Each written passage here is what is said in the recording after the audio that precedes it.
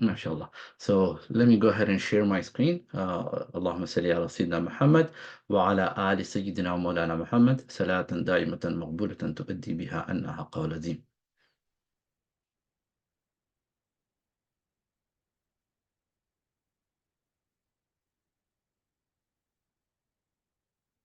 You can see my screen.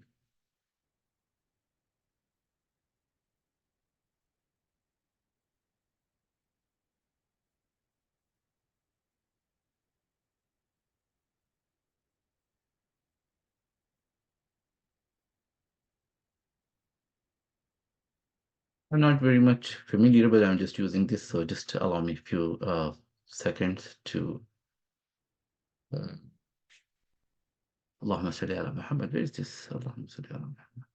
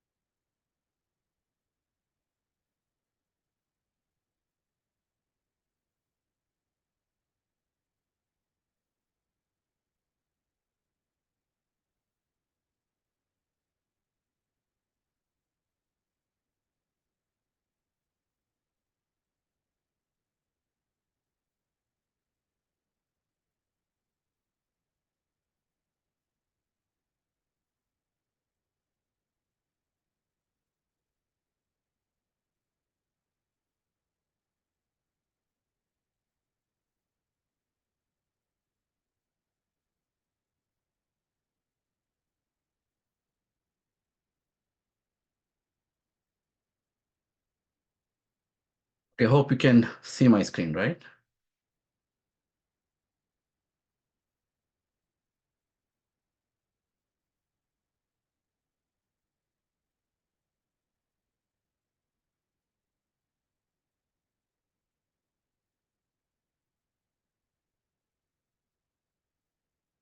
Inshallah. Jazakallah.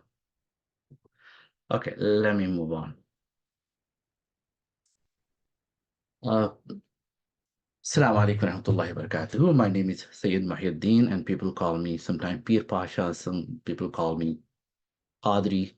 So whatever you feel comfortable, please go ahead and uh, call me in that manner. Subhanallah. And today we are going to, first I'm going to mention the introduction. Subhanallah, the first thing we are going to talk about the warning for those who do not perform Hajj, despite having means and to the Hajj, and inshallah Hajj, excellence of Hajj and fadail of Hajj and Hajj al-Mabrur, the accepted Hajj in the court of Allah subhanahu wa ta'ala, how to prepare ourselves and preparation for Hajj means aspect of preparation and what to take, subhanallah, and Hajj packages, this is dates and times which I don't have at this moment. I believe it's starting from July 14th through, June 14th to June 19th, subhanallah, or maybe there may be slight changes, subhanallah. So Makkah first and then Madinatul Munawwara after that. And we'll be talking about geography of Hajj and Umrah, the mawaqit, the boundaries of Haram Sharif, inshallah. And also we'll talk about Haram of Makkah and Hajj and Umrah related definitions and kinds of Hajj and some Hajj and Umrah for women, general principle, inshallah, and the journey, day of departure, arrival in Madinatul Munawwara, subhanallah. So warning for those who do not perform Hajj. Allahu Akbar, after having when they are capable of doing that and they are not performing. So what are the warnings from Allah subhanahu wa ta'ala and Rasulullah sallallahu ta'ala alayhi wa alihi wa sallam? It is recorded by Imam Bukhari and Imam Muslim that Sayyidina Rasulullah sallallahu ta'ala alayhi wa alihi wa sallam said that whoever has the provisioning and the means to convey him to Allah subhanahu wa ta'ala's house and does not perform Hajj, then it doesn't matter if he dies as a Jew or a Christian. This is because Allah subhanahu wa ta'ala has commanded, وَلِلَّهِ عَلَى النَّاسِ حِجُّ الْبَيْتِ مَنِ اسْتَطَاعَ إِلَيْهِ سَبِيلًا. And the Hajj to the house of Allah subhanahu wa ta'ala is a duty that mankind owes to Allah subhanahu wa ta'ala for whomever is able to bear the journey, subhanAllah, in terms of health and finance, subhanAllah. And now let's talk about the excellence of Hajj, the fadail of Hajj, subhanAllah. Imam Bukhari and Imam Muslim has recorded this hadith from Sayyidina Abu Hurairah radiallahu ta'ala anhu, that the Prophet sallallahu ta'ala alayhi wa alihi wasallam was asked, which deed is the best? Sayyidina Rasulullah sallallahu ta'ala alayhi wa alihi wasallam said, Iman billahi wa rasulih, faith in Allah and His beloved messenger, Sayyidina Muhammad sallallahu ta'ala alayhi wa alihi wasallam. Then he was asked, what is next? Then Rasulullah sallallahu ta'ala alayhi wa sallam said, struggle in the cause of Allah subhanahu wa ta'ala. Jihad fi sabilillah. Struggle means fighting with your own self and fighting in the cause of Allah subhanahu wa ta'ala. Then he was asked, what is after that? Then Sayyidina Muhammad Rasulullah sallallahu ta'ala alayhi wa sallam replied, Hajj Mabrur means accepted Hajj in the court of Allah subhanahu wa ta'ala. And another hadith which is narrated by our mother of the believers, Sayyidatuna Aisha as-Siddiqa radiyallahu ta'ala anha, that she said, she asked the Prophet sallallahu ta'ala alayhi wa sallam, O Messenger of Allah, we consider jihad as the best deed. Should we not struggle in Allah's cause? Then the Prophet sallallahu ta'ala alayhi wa sallam replied to her, for you, means women, the best jihad is Hajj Mabrur, subhanAllah, the highly accepted Hajj. Allahumma salli ala Sayyidina Muhammad wa ala ali Sayyidina Maulana Muhammad wa barik wa sallim. Now, we're talking about the expiation of sins and also the ultimate reward. Imam Bukhari and Imam Muslim, like Muttafaq alayhi hadith, which is narrated by Sayyidina Abu Hurairah radiallahu ta'ala anhu, that the Prophet sallallahu ta'ala alayhi wa alihi wasallam said, whoever performs Hajj and does not commit any obscenity nor commit any evil will return as sinless as a newborn child. Subhanallah, subhanallah, what a beautiful opportunity that we are going to be having, that we will be transformed from one state to another. Although myself, like for instance, Pasha, going to Hajj and coming back as a different person, Allah Akbar, because we have to bear all the trials and other things that we may experience, subhanallah. And another hadith that also muttafaqun alayh, means agreed upon Imam Bukhari and Imam Muslim, that Sayyidina Abu Hurairah radiallahu ta'ala anhu said that the Prophet sallallahu ta'ala alayhi wa sallam has said, Umrah is an expiation for the sins committed between it and previous Umrah, and the reward of Hajj Mabrur, there is one accepted one, is nothing but Jannah. Subhanallah. Means salahu jaza illa Jannah. This is what the Prophet sallallahu ta'ala alayhi wa alihi wasallam. So after listening to all these beautiful blessed saying of the Prophet Sayyidina Muhammad sallallahu ta'ala alayhi wa alihi wasallam, subhanallah, we wanted to be what he has mentioned in this ahadith. Subhanallah. It's nothing but Jannah. So we are going to combine Umrah and Hajj, which I'm going to talk about different types of Hajj. Allahumma salli ala Sayyidina Muhammad wa ala Sayyidina Mulana Muhammad wa barik wa sallim.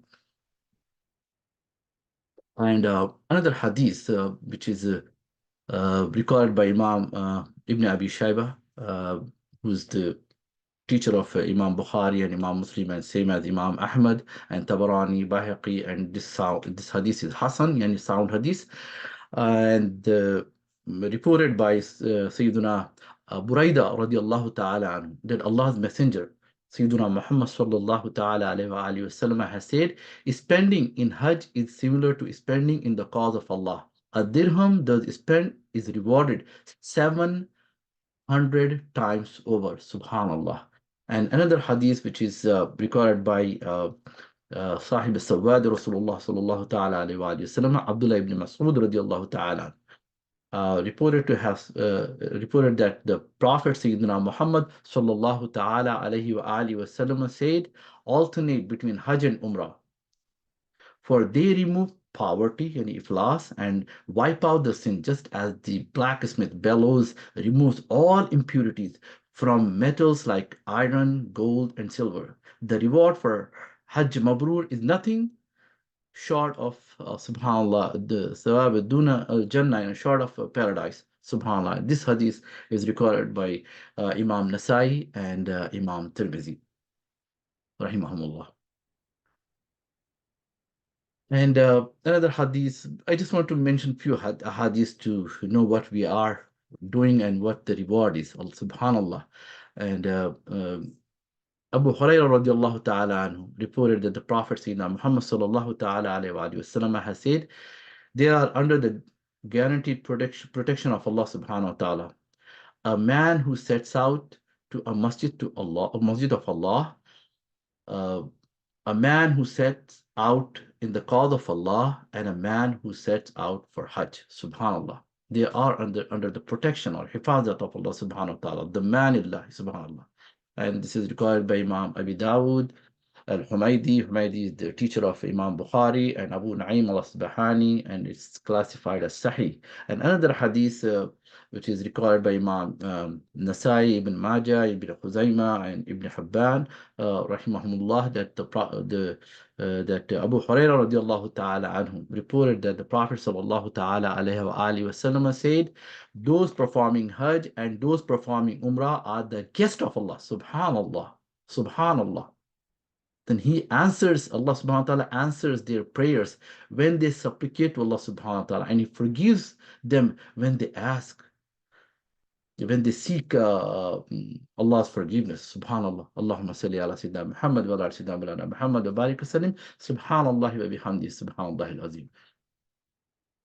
And another hadith which is reported by our mother, yani al-Mu'mineen, Sayyida Aisha as-Siddiqa radiyallahu ta'ala anha, that the Prophet sallallahu ta'ala alayhi wa sallam has said, there is no day when Allah sets free more servants from hellfire than the day of Arafah. Subhanallah. He draws near them, praises them to the angels, saying, what do these seek? Oh, subhanallah, subhanallah. Means Allah subhanahu wa ta'ala is watching, and there's a great reward, the wuquf of Arafah, which I'm going to be talking later, subhanallah.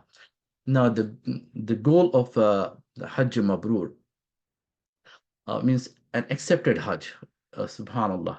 A Hajj performed with intention of seeking Allah's pleasure.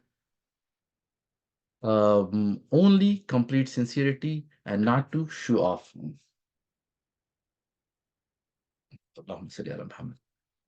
It's just for the sake of Allah subhanahu wa ta'ala. We are not showing off and letting the world know that, we are performing Hajj, sending our what you call selfies and everything. We are just doing for the pleasure of Allah subhanahu wa ta'ala. That's the main goal. That's the maqsad of this, and that's our aim, subhanallah. Hajj performing according to the Sunnah of the Prophet Sayyidina Muhammad sallallahu ta'ala alayhi wa sallam. A Hajj free of sins, that free you up from all the sins. This will wiped out all our sins if we are sincerely performing our Hajj. That is conduct with full obedience to Allah subhanahu wa ta'ala. Our murad is to please Allah subhanahu wa ta'ala. A Hajj with a righteous deed benefits others. Subhanallah. Sayyidina Jabir bin Abdullah al-Ansari radiallahu tabarak wa ta'ala anhu reported that the Prophet Sayyidina Muhammad sallallahu ta'ala alayhi wa sallam said that al-Hajj Mabrur has no reward except Jannah. Subhanallah. Then the Prophet sallallahu ta'ala alayhi wa sallam was asked, what makes a Hajj to be Mabrur? Means highly accepted in the court of Allah. Then the Prophet sallallahu ta'ala alayhi wa sallam said that providing food to the people and spreading good word, subhanallah, during the Hajj. To be nice with everyone, subhanallah, which is recorded by Imam Ahmad, Imam Tabarani, Imam Ibn Khuzaimah, Imam Al-Bayhaqi, and Imam Hakim in his Mustadrak al-Sahihain. It is classified as Sahih, subhanallah.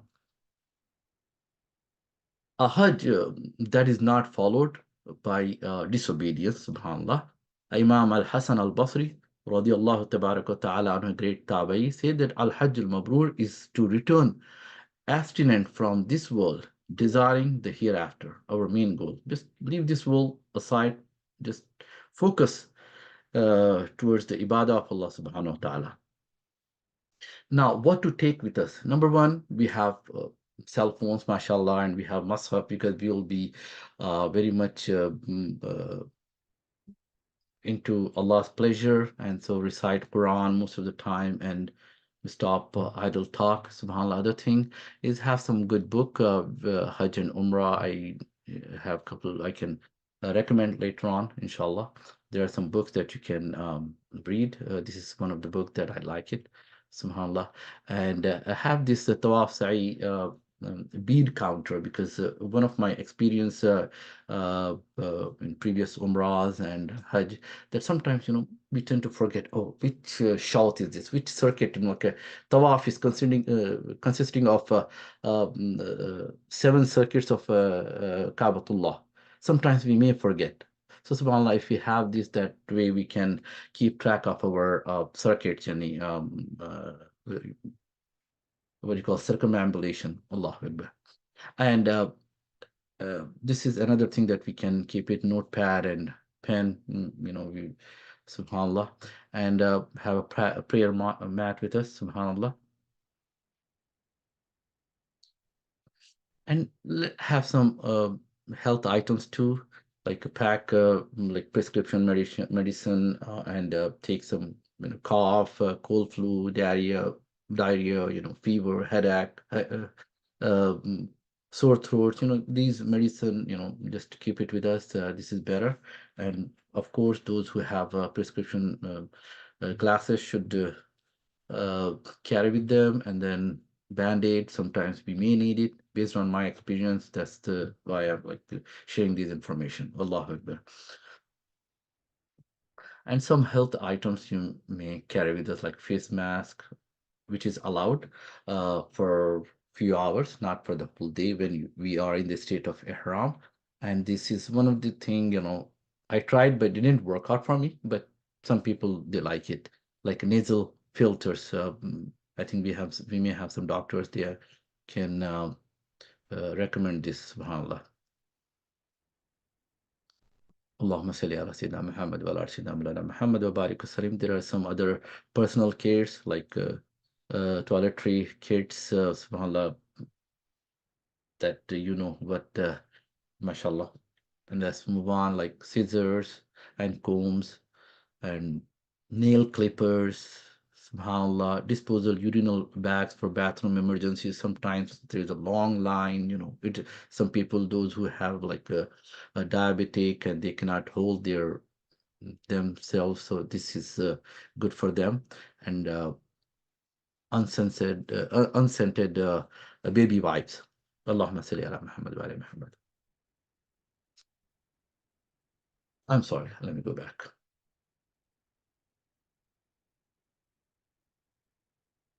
Okay, is that okay?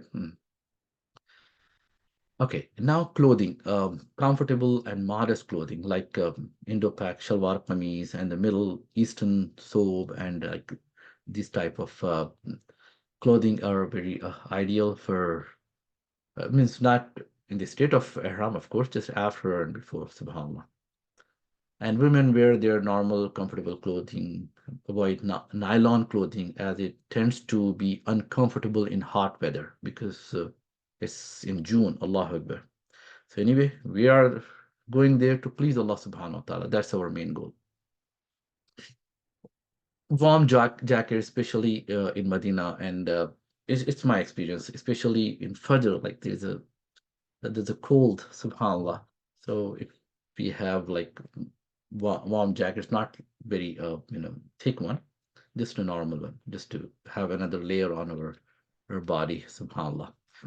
And take enough underwear and other shirts with us, subhanallah.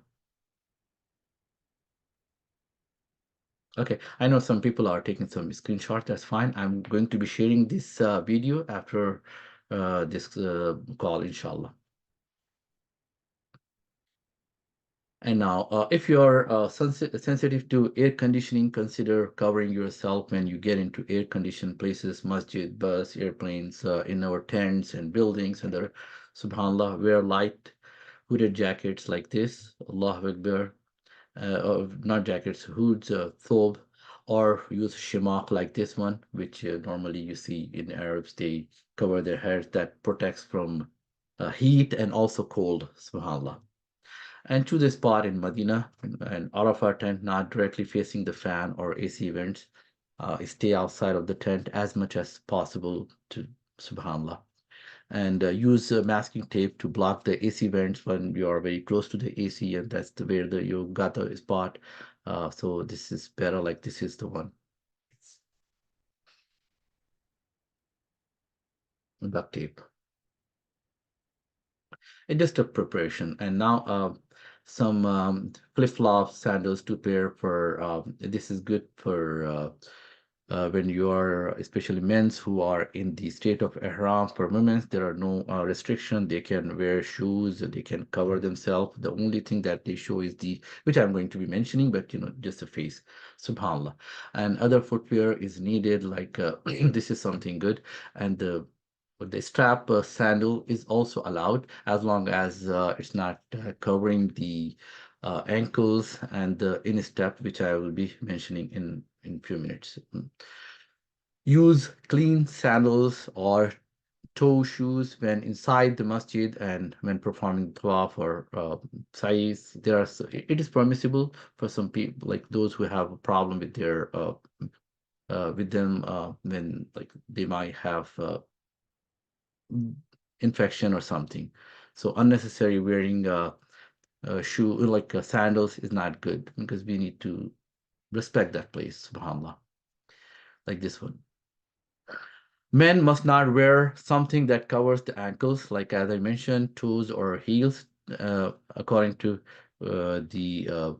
some scholars, while in the state of ihram. You will be in a state of ihram when performing umrah, tawaf, and the sa'i, subhanallah. You'll not be in a state of ihram when performing tawaf al-wada or Tawaf al-Nafil. Allah Akbar. And as for Tawaf al-Ifada, they'll be mentioned, but just note it down. In most cases, you'll not be in the state of Ihram unless you start with the tawaf before Rami and haircutting. Subhanallah. Let's move on. And there are a few things that ihram, of course, certain travel kit, Subhanallah, and these are the comfortable slippers and whatever you feel comfortable. And pins are permissible to secure ihram towels, and this is very, very important. Okay, when we walk, especially in ihram, apply between the thighs to prevent the skin rash, subhanallah, especially for men, subhanallah. So please carry Vaseline with you. This is very, very important, and this is based on my experience. Allah Akbar. Allahumma salli ala Sayyidina Muhammad wa ala Sayyidina Maulana Muhammad wa barik wasallam. Some sunglasses, folding umbrellas, eye shades when you're not in a state of ihram, and earplugs. It's your choice. You move on. And some backpacks, just a preparation. Subhanallah, travel kit and all these. Subhanallah, microfiber, the travel towel. This is sometimes it helps. And all this information compact. If you can keep these, that's okay. It's not mandatory, but this helps.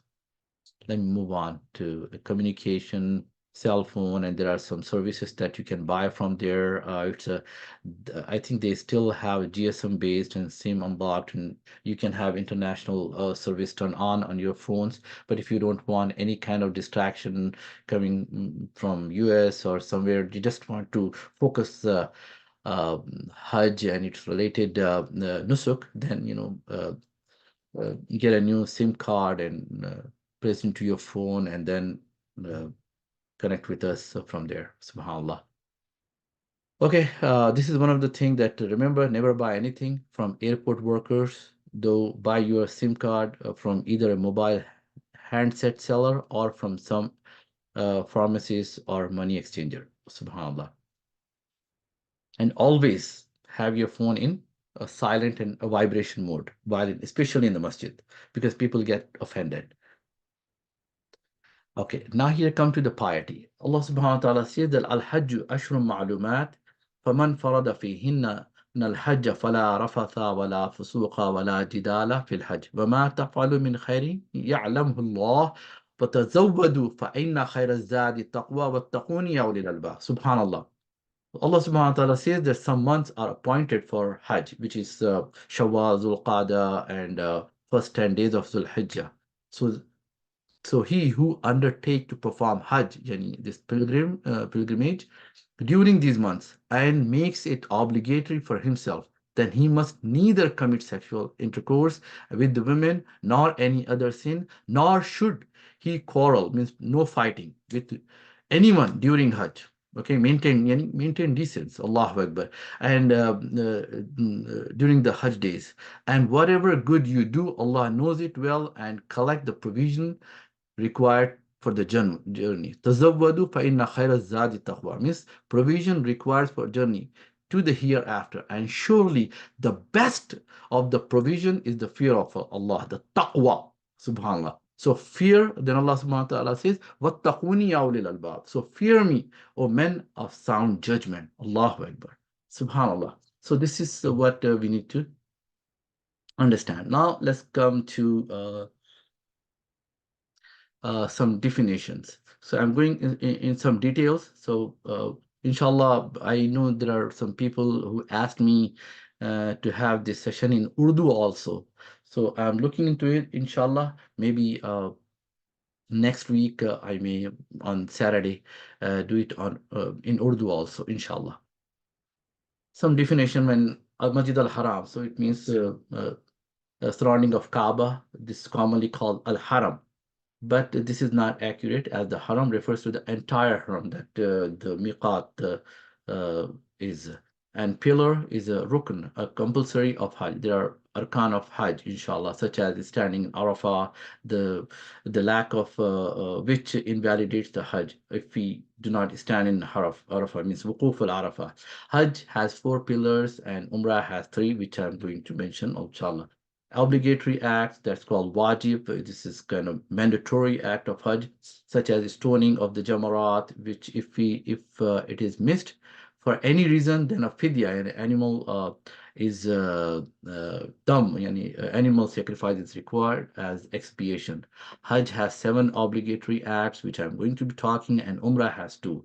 And there are some sunnah, there are desirable sunnah that the Prophet sallallahu ta'ala alaihi wasallam had done. If he miss this, there will be no expiation for that one. And other manasik, mansak is a plural and manasik is the mansak is a singular and manasik is a plural. Sorry about that. Jazakallah. Ritual of Hajj or Umrah, such as Tawaf and Sa'i, and the plural is Manasik. Hadi is the animal sacrifice for performing Tamattu'e or Qiran. Subhanallah. And Shout is 1 circuit of Tawaf al-Kaaba, or 1 lap of Sa'i between Safa and Marwa.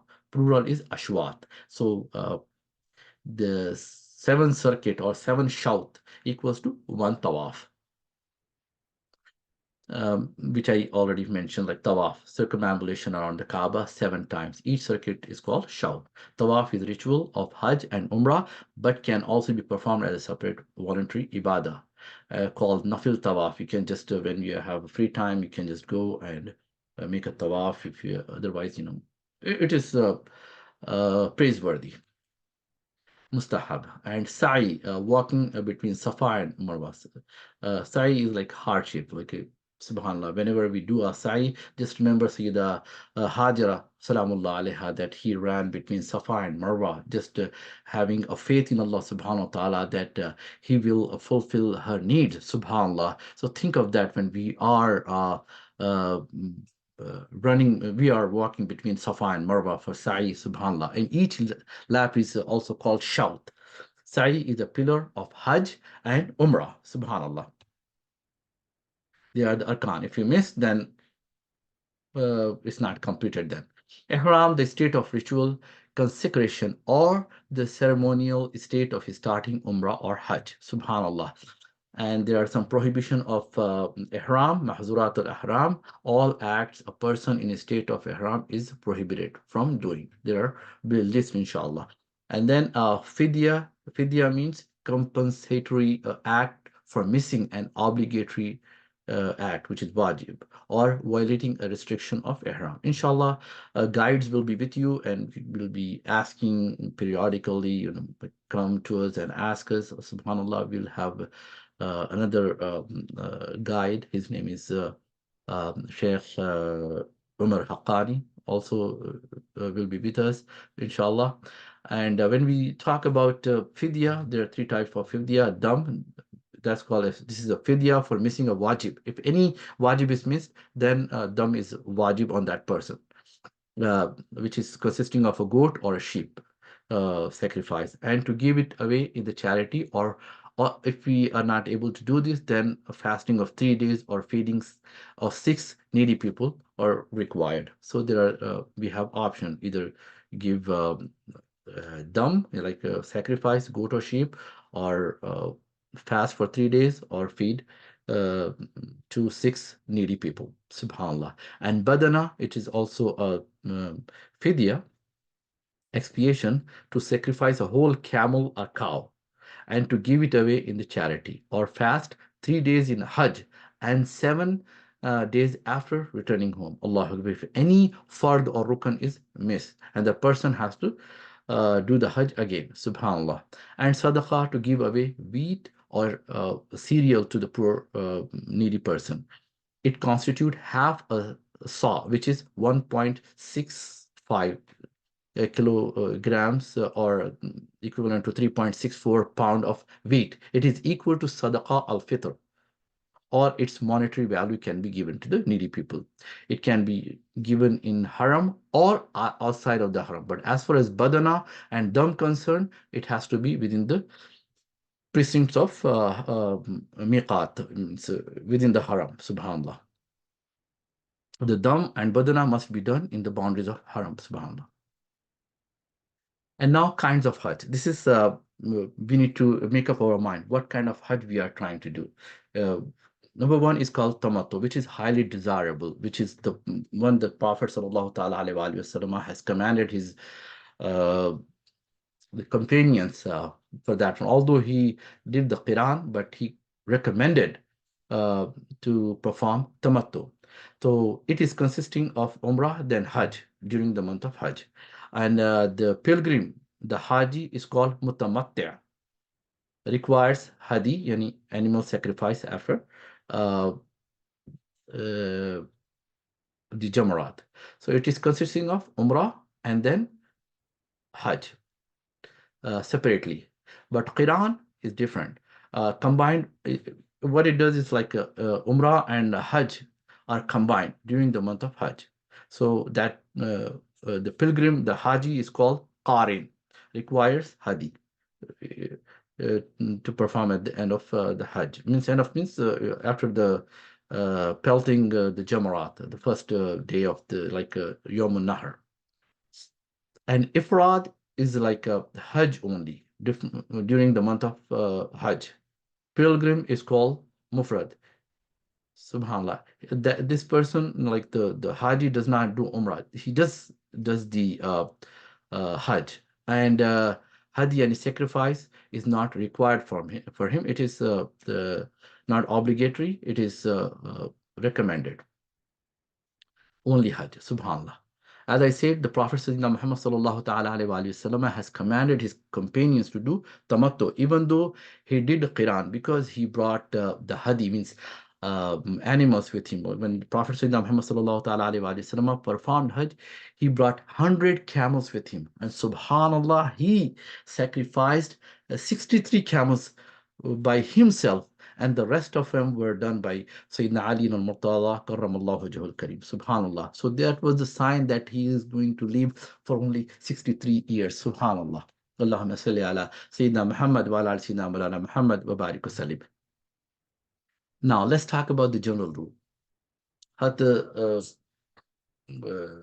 Jabir bin Abdullah al-Ansari radiallahu ta'ala anhu narrated that Aisha radiallahu ta'ala anha accompanied with Sina Rasulullah sallallahu ta'ala alayhi wa sallam to Makkah while she got her menses, our mother. The Prophet of Allah, Sayyidina Muhammad Rasulullah sallallahu ta'ala alayhi wa alihi wasallam, commanded her to perform all the manasik, means all the rituals of the Hajj, except tawaf and salat until she gets clean. Subhanallah. It is recorded by Imam Bukhari.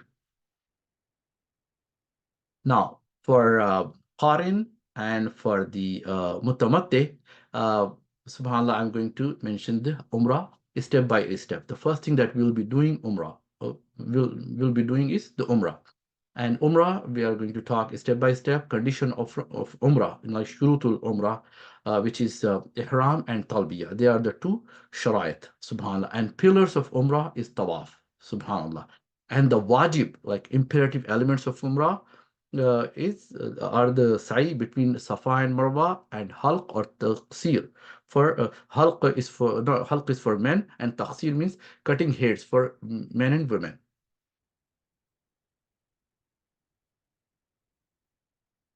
Subhanallah. And stay in Makkah, an opportunity for good deeds on repeating the Umrah. This is for a mutamatte, not the Qarin. Means when a person, as I mentioned, that the Qarin is going to be combining the Umrah and Hajj. But the mutamatte will be doing Umrah, and then he'll come out of the state of Ihram, Subhanallah, which I'm mentioning in a second. The first thing is the Ihram, Tawaf, Sa'i, and Halq or Taqsir. Let's go step by step. Number Ihram. Here is the world map. We are in America, okay? We are going to, Subhanallah, it's here in Saudi Arabia, like here somewhere, inshallah. Let me go somewhere very lower level here. Subhanallah. These are the dotted lines, which is illustrating that this is the area of Mawaqit, means location. Subhanallah. This is Makkatul Mukarrama, and this is the Madinatul Munawwara. Subhanallah. And the people from Medina will be wearing before or at this point, at this miqat, which is called Zul Halaifa, coming to Hajj or Umrah. Subhanallah, they will be coming in the state of Ihram. And the people who are coming, the Juhfa is the miqat, those who are coming from North Africa, Syria, and USA, subhanallah. So especially those who are going from America all the way to Makkah al-Mukarramah, it is better for them to wear, those who are coming from, let's say, I'm coming from Chicago, okay? So what I'm going to do, and I'll be taking Turkish Airlines. So what I'm going to be doing is that in Turkey, there is a halt there. So I'll be wearing ihram and coming in the state of ihram. That because maybe we are flying and we may miss a Juhfa, and it is not good, because then we have to come back to Juhfa and or otherwise give dam on that manner.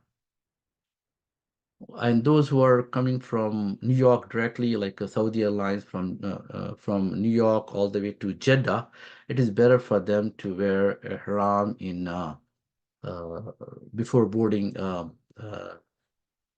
to Jeddah from New York. Subhanallah. Just come in the state, because we may be sleeping, or we may miss that miqat. And this is Qarnul Manazil for those who are coming from Riyadh and other places, subhanallah. And then Yalamlam, those who are coming from Yemen, India, and other places, subhanallah. And Zatul Arq is the coming from Iraq and other places, subhanallah. So I believe you understand here. You got this as far as miqat concerned. For men, clip mustaches, clip fingers and toenails. This is just to prepare for coming to ihram, and remove pubic and armpit hairs and take a shower or ghusl for ihram. This is sunnah.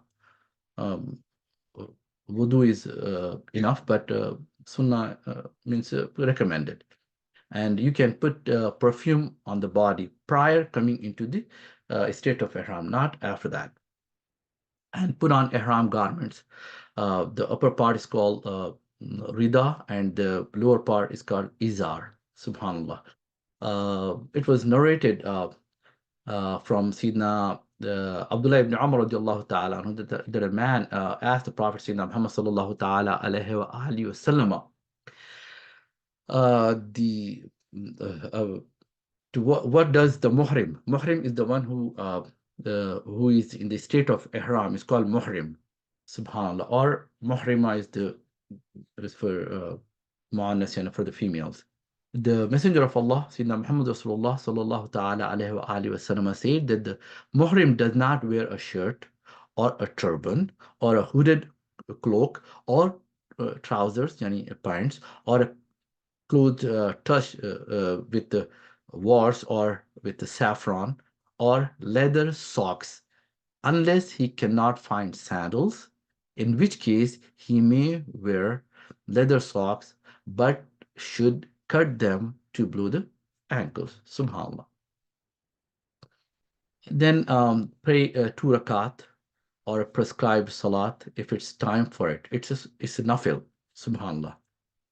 And the highly recommended in the first rakat is after Surah Al-Fatiha, recite Surah Al-Kafirun, and in second rakat after Surah Al-Fatiha, recite Surah Al-Ikhlas. That's what our Prophet Sayyidina Muhammad sallallahu ta'ala alayhi wa alihi wa sallama has done prior coming into the state of Ihram. Subhanallah. And here there are many questions people ask me, and Subhanallah, we should be very careful about this one. Subhanallah, what kind of slipper or sandals a man should be wearing? Subhanallah.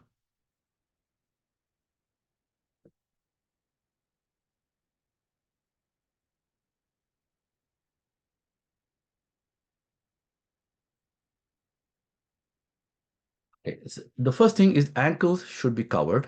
That's based on the hadith that we just learned. Allahu Akbar. And the upper part of the bridge.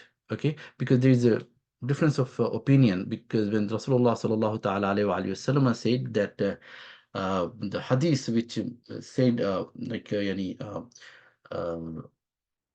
means the Prophet sallallahu alaihi wasallam said that do not wear shirt and then turban, and then he said khufs, yani socks made of fabric or leather. But if someone cannot get sandals, then he can wear hoofs after cutting them short below the ankles.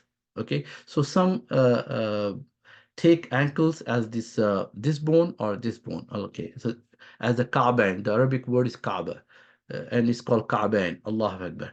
So the Ka'b is everything which protrudes, specifically the protruding yani bone on the ankle and protruding bone on the upper foot, or both refer to a Ka'b. Al-Ka'b kullu ma artafi' wala. This is what Mu'jam Lughat al-Fuqaha has mentioned. And many scholars, especially the Maliki, Shafi'i, and Hanbali scholars, are of opinion that the word Ka'b in the above hadith refers to ankle. So rather talking about all these differences, it is better to the toes are not mentioned, but it is better to toes and heels. Make sure they are not covered. So you'll be in a state of ihram when performing tawaf and sa'i. So this is what the scholar says, and uh, this is what we are. And you'll not be in the state of ihram when performing tawaf al-wada, farewell, inshallah, that we will be talking. And tawaf ifada is, in most of the case, you'll not be in the state of ihram. Where after that we do it. These are the the footwear for men. Okay, this is highly permissible, which is like toes and instep and the ankles, they are open. This is somehow permissible that you can wear, and this is also you can wear as long as these stripes are not covering the ka'bain, yani ankles, and plus the instep, the middle part of the foot. Subhanallah, these are not allowed. These are not allowed.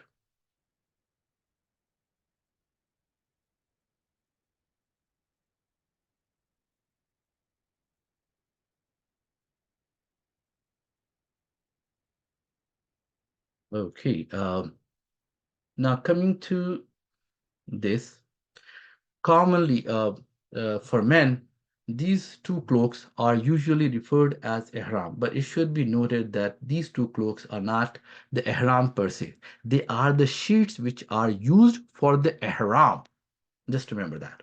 Subhanallah. If the cloaks become impure or dirty, we can remove the impurity or change the cloaks for the new ones. Remove the cloaks does not invalidate the ihram. Many people they say, oh, if you change the ihram, like especially these sheets, will not be in the state of ihram. No, no, you will be in the state of ihram. I have a couple of questions, but it's just Allahumma salli ala Muhammad wa ali Muhammad.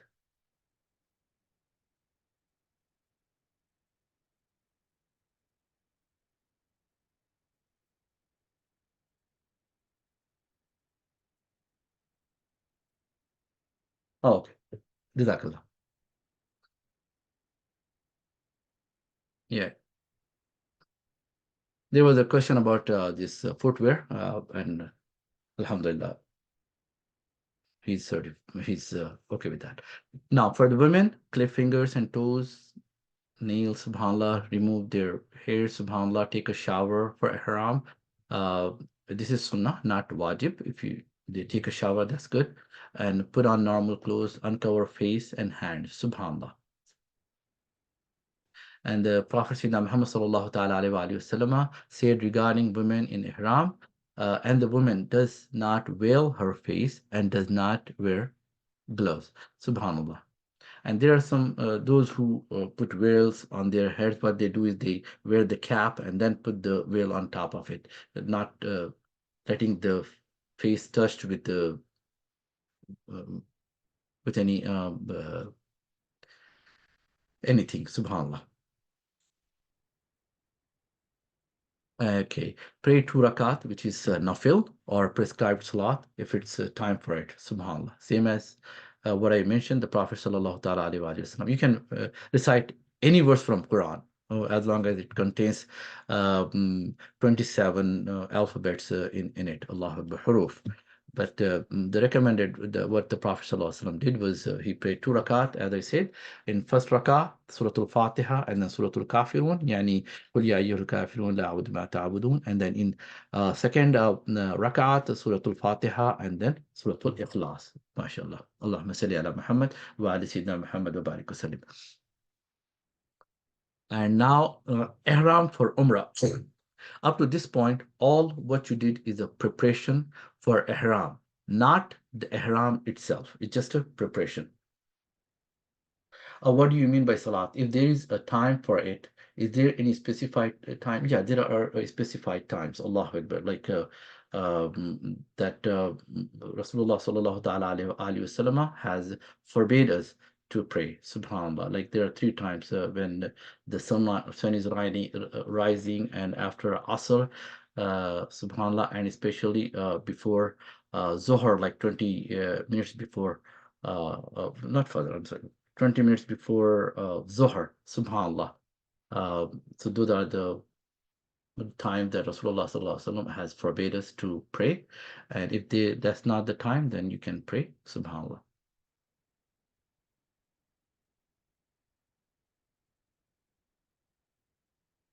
Okay, let's move on. Okay. Most preparation for ihram can be done at home or place of residence. Okay, but before miqat or at the miqat. After the prayer, make the intention and say, Subhanallah, Labbaik Allahumma Umrah, Allah Akbar. Those who are uh, Qarin or Mutamattu'. From this point, you are in a state of Ihram.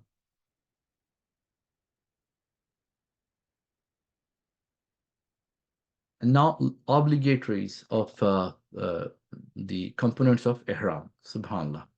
The following are the obligatory fard components of Ihram. Make an intention, niyyah, for the performance of the pilgrimage Hajj or the visitation Umrah, or for both in case of Hajj and Qiran. As I mentioned, there are 2 types of Hajj. Recite Talbiyah loudly. You don't see my screen?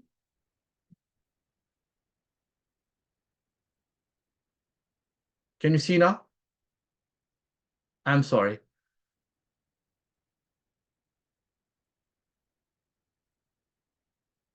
How about others? Yeah, others see, brother, we can see it. I have no idea.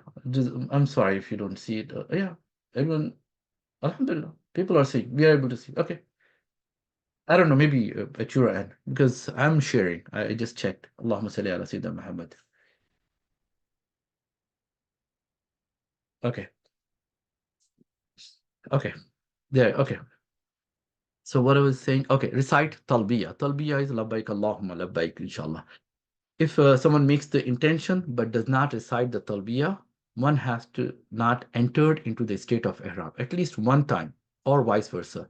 If someone recites the talbiyah but does not make the intention, then again one is not uh, enter the state of ihram. Both have to be done together, side by side. Subhanallah. After the intention is made, recite talbiyah out loud. Yani, labbaik Allahumma labbaik, labbaik la sharika laka labbaik, innal hamda wan ni'mata laka wal mulk, la sharika lak, Allahu Akbar. Means it was called by Sayyidina Ibrahim by the command of Allah subhanahu wa ta'ala, uzina linnasi fil hajj, yani call the people for hajj. Now here we are replying to that one.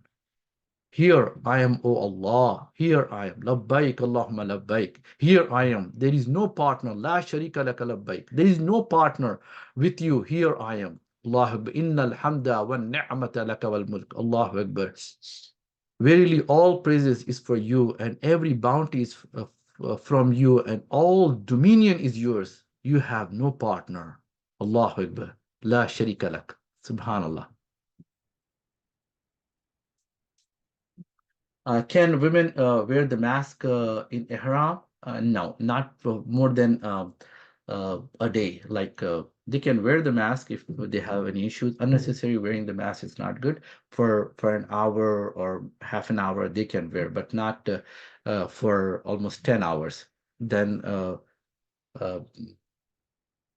then the person has to give them. Talbiyah should be continued, not necessary non-stop until you see a Kaaba.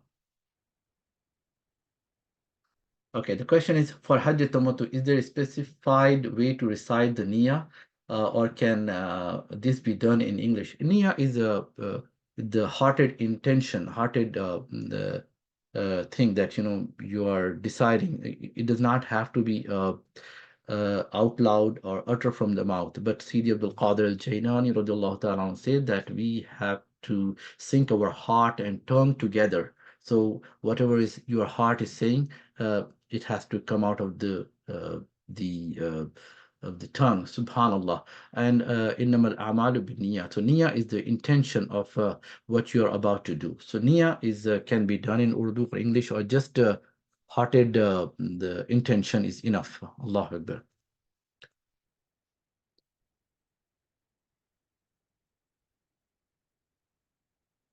Okay, I think we should keep the question until the end in order not to interrupt the flow of the presentation. Okay, I'm open for both.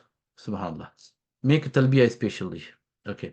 While descending or ascending during travel, joining a party of people, just say labbaik Allahumma labbaik until you see the Kaaba, then stop it. After every salat, say labbaik Allahumma labbaik, and in the morning and in the evening, subhanallah, whenever you feel uneasy, just say labbaik Allahumma labbaik. Talbiyah should be recited aloud at least one time. This is the sunnah of the Prophet Sayyidina Muhammad sallallahu ta'ala alayhi wa sallam, and there are some ahadith that Sayyidina Muhammad Rasulullah sallallahu ta'ala alayhi wa sallam said, which is recorded by Imam Ahmad and Imam Tirmizi, that Jibril alayhi salatu wasalam came to, the Rasulullah said, that came to me and asked me to tell my companions to raise their voices with ihlal, yani talbiyah. Talbiyah is labbaik Allahumma labbaik. And Sayyidina Abu Bakr as-Siddiq radiallahu tabarak wa ta'ala anhu said that the Prophet sallallahu ta'ala alayhi wa sallam was asked, what is the best of Hajj? Rasulullah sallallahu alaihi wasallam asked yani, So he replied, Al-Aj wa Thaj. Yani Al-Aj means raising the voice with talbiyah, and Al-Thaj is shedding blood for the sake of Allah, means animal sacrifice after the Jamarat, inshallah, which I'll be mentioning later, because these are the ahadith, they're together. And then another hadith, because we are doing a sunnah way of hadith, a sunnah of way of hajj, subhanallah. And Sahal bin Sa'ad al-Sa'idi radiallahu ta'ala anhu reported the Prophet Sayyidina Muhammad sallallahu ta'ala alayhi wa sallam said that there is no Muslim who recites the talbiyah, but whatever is to his right and to his left of stones, rocks, clouds, like lumps of earth or clay, recites it with him, subhanallah, to the furthest point of the east and west, subhanallah. Whenever we are reciting, there are some species that we don't see or we see, they are also reciting with us, but we may not be hearing that, subhanallah, which is recorded by Ibn Majah, al-Bahiqi, and Tirmidhi, and al-Hakim, and he said it is, the hadith is sahih, subhanallah. And Abu Hurairah radiallahu ta'ala reported that the Prophet Sayyidina Muhammad sallallahu ta'ala alayhi wa alihi wasallam said, he who declares there is no God but Allah, subhanallah, uh, Allah will get the good news of reward for him, and he who magnifies Allah subhanahu wa ta'ala, or say Allahu Akbar, Allah is the greatest, will receive the good news of the reward for him. They, any Sahaba asked, O Prophet of Allah, is it the good news of paradise? Then the Prophet Sayyidina Muhammad sallallahu ta'ala alayhi wa sallam replied, yes, subhanallah. And it is recorded by Imam al-Tabarani in the Awsat, and the hadith is sahih, subhanallah.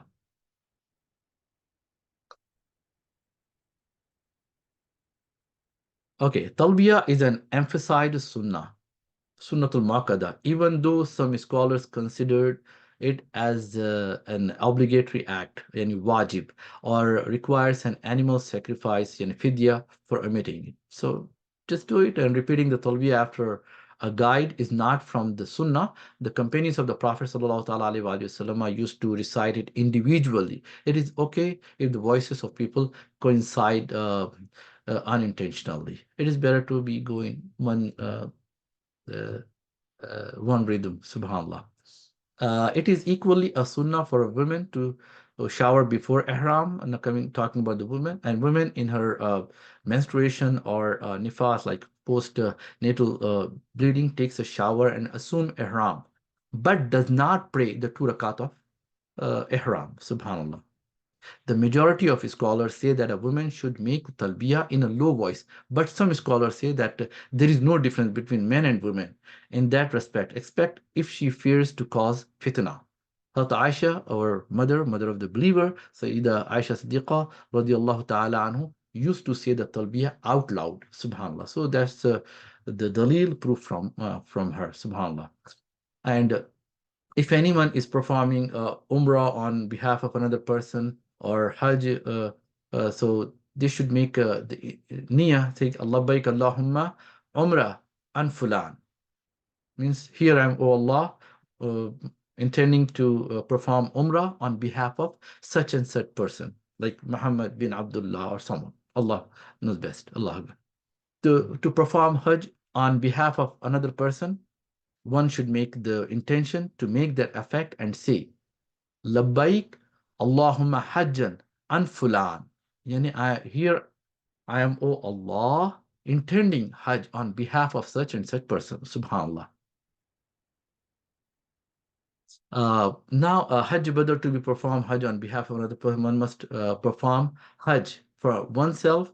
Some ruling applies for Umrah, subhanAllah. It is the intention that really matters. If a pilgrim intends to perform Hajj on behalf of another person and forgets to name that person, it is sufficient that the intention is made for that person in his heart. So same thing if the pilgrim forgets the name of the person. So as long as he already has in his heart and mind, subhanallah. Okay, my mother intends to do Hajj in place of her father. who passed. Does our guide do anything with that? No, nothing. It's her intention. She has to make her intention, and he has. No, sorry, she has to make the intention that I'm doing Hajj. Allahumma labbaik Allahumma Umrah or Hajj an fulan. Oh Allah, here I am and intending to perform Umrah or like Hajj, uh, uh, so and so. Like let's say if someone's name is Muhammad and that person's father name is Abdullah, say Muhammad ibn Abdullah or Muhammad the son of Abdullah. Subhanallah.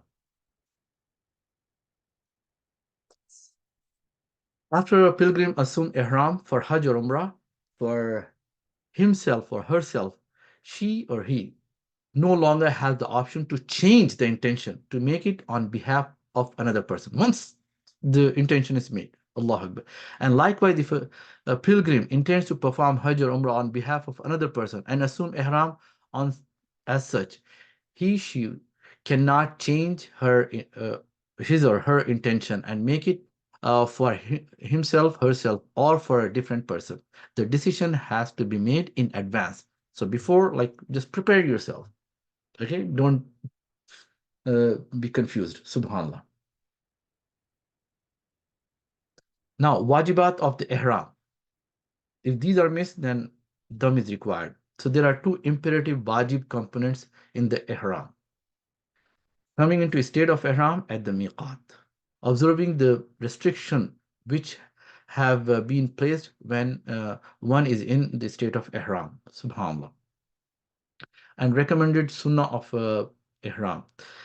There are the following recommended sunnah. Number one, the for the pilgrim, Haji, for the pilgrimage, Hajj, the ihram must be put on during the month of Hajj. It is condemned, makruh, to put it on before that, not in the month of yani,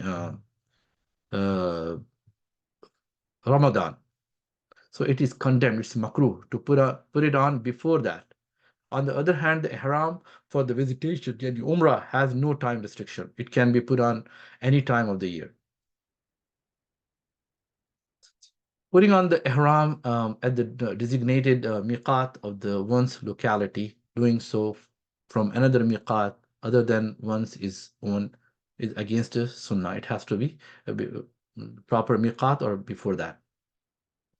Performing the major ritual like ghusl before putting on the ihram. Subhanallah. Make sure we are in a purified state.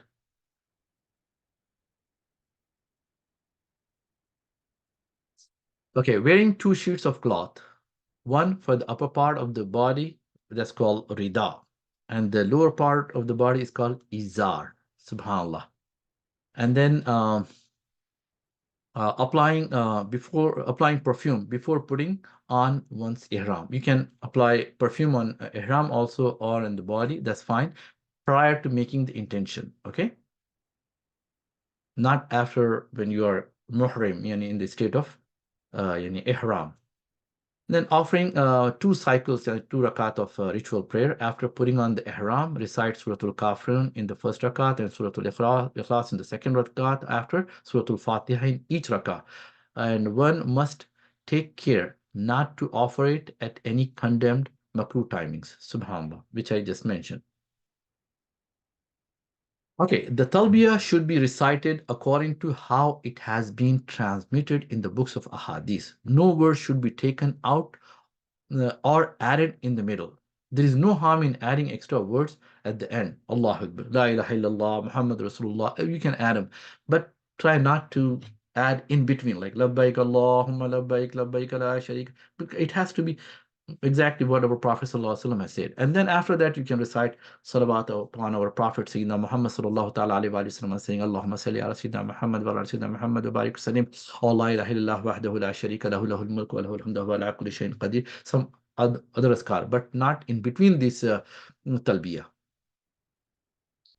Okay, the word labbaik should be recited thrice. Each time it is recited.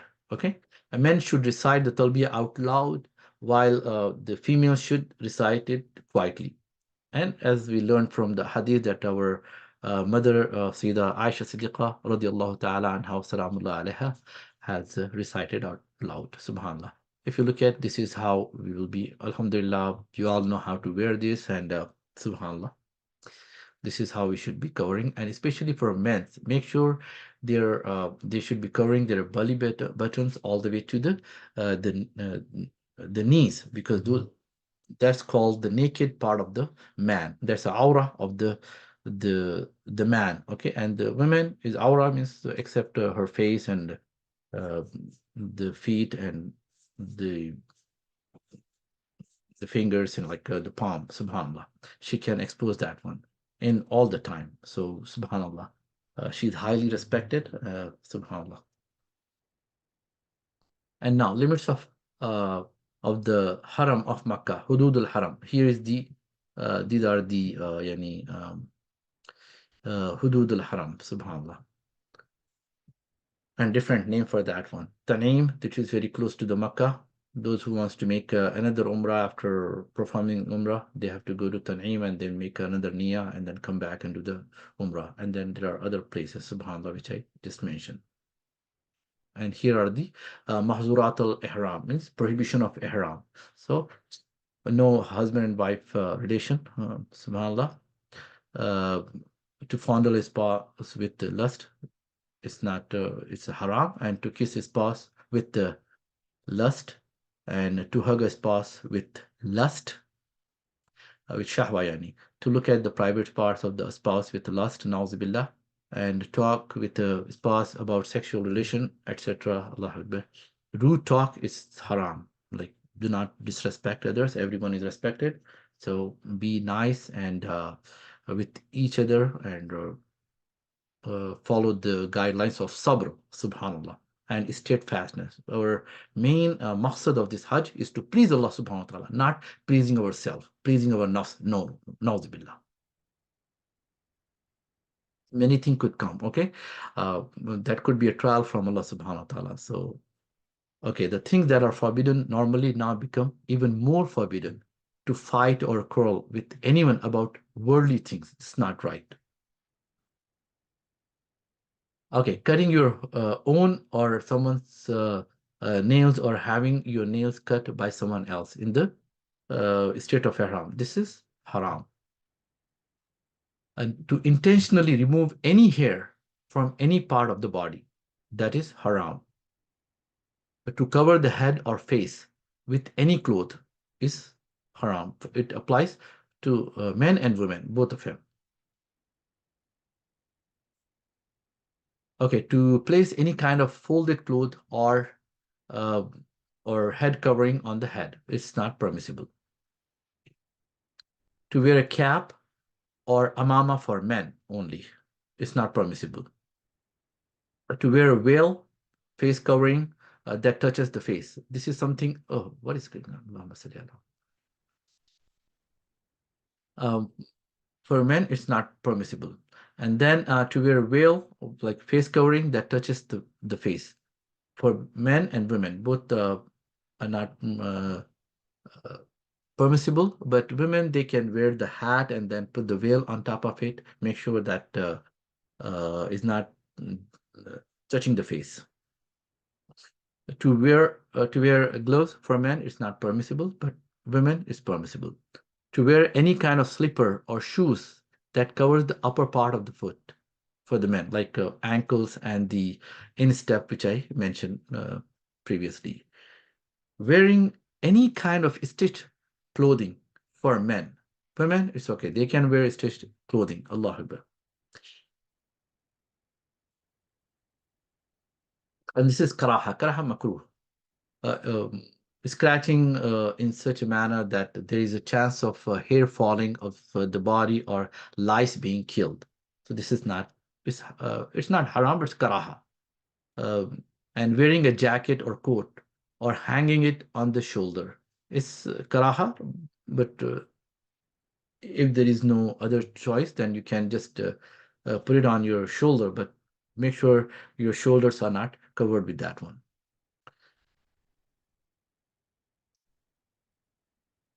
Okay, wearing any clothes that have been washed with scented detergent and the scent is still noticeable, which I already mentioned. Smelling any scent intentionally even if it is a flower, fruit, or spice like lemon, tangerine, mint. This is not, there's a karaha for that one. And sitting in a perfume shop with the intention that the smell will freshen the mind. That's it. All depends upon the. Uh, you said nothing stitched. What about fanny bags around the waist? Yes, you can have it. Make sure it's not touching your uh, body. You can put it on top of the rida. And even belts are which I'm about to talk. Yeah, around the waist. Yes, that is permissible to uh, for holding the izar. Yes, it is permissible. The question was, the stitch bells are allowed? Yes, they are allowed. Uh, Trying a wrap a cloth on the forehead, it's not permissible. These are all karaha. Uh, Tying a wrap, a cloth on the face or mouth, which I just mentioned, I think. Going inside the covering of the Kaaba in such a manner that it covers your head or face. Allahu Akbar. Don't do that. Many people put their heads inside and, respect the Kaaba. Don't like we do just to, you know, put the cover of the Kaaba on the head and that's not permissible. And covering the nose or any part of the face with a cloth and eating anything with a strong scent if it has been cooked or if it has not been cooked or if the smell has not left. Okay. Wearing unstitched clothing that has patches sewn into it. And there are so many things, putting your face on a pillow and sleeping ups and down. Uh, Touching any fragrance surface with the hand as long as the fragrance does not come onto the hand. If it comes into the hand, then it is forbidden. Wearing a taviz, I know we don't wear this. Putting any kind of bandage or a band-aid on the body without a valid reason. If it's cut, then it's okay, but unnecessary wearing that is not permissible. Women to beautify themselves and make themselves look attractive, it's not good. And what is permissible acts in Ihram? Because there are the mostly there are the questions they've been asked, so that's the reason I made a part of this presentation. Allahumma salli ala Sayyidina Muhammad wa ala Sayyidina Mawlana Muhammad wa barik salim. Here are the items allowed in the state of Ihram. Many people they get confused. Number one, lying down and covering yourself with a coat, jacket, blanket, cloth in such a manner that the head and face are not covered. Uh, uh, Tying a jacket, coat, or upper body garment on the lower body like a tahband, it is permissible. Can we touch the Kaaba, which is perfumed while in Ihram? If it has a perfume, then don't touch it. Like especially Hadr Aswad, Allahu Akbar. If you know that, if you already know that it has a perfume in it, and you can get the perfume from that one, then it is better not to touch it.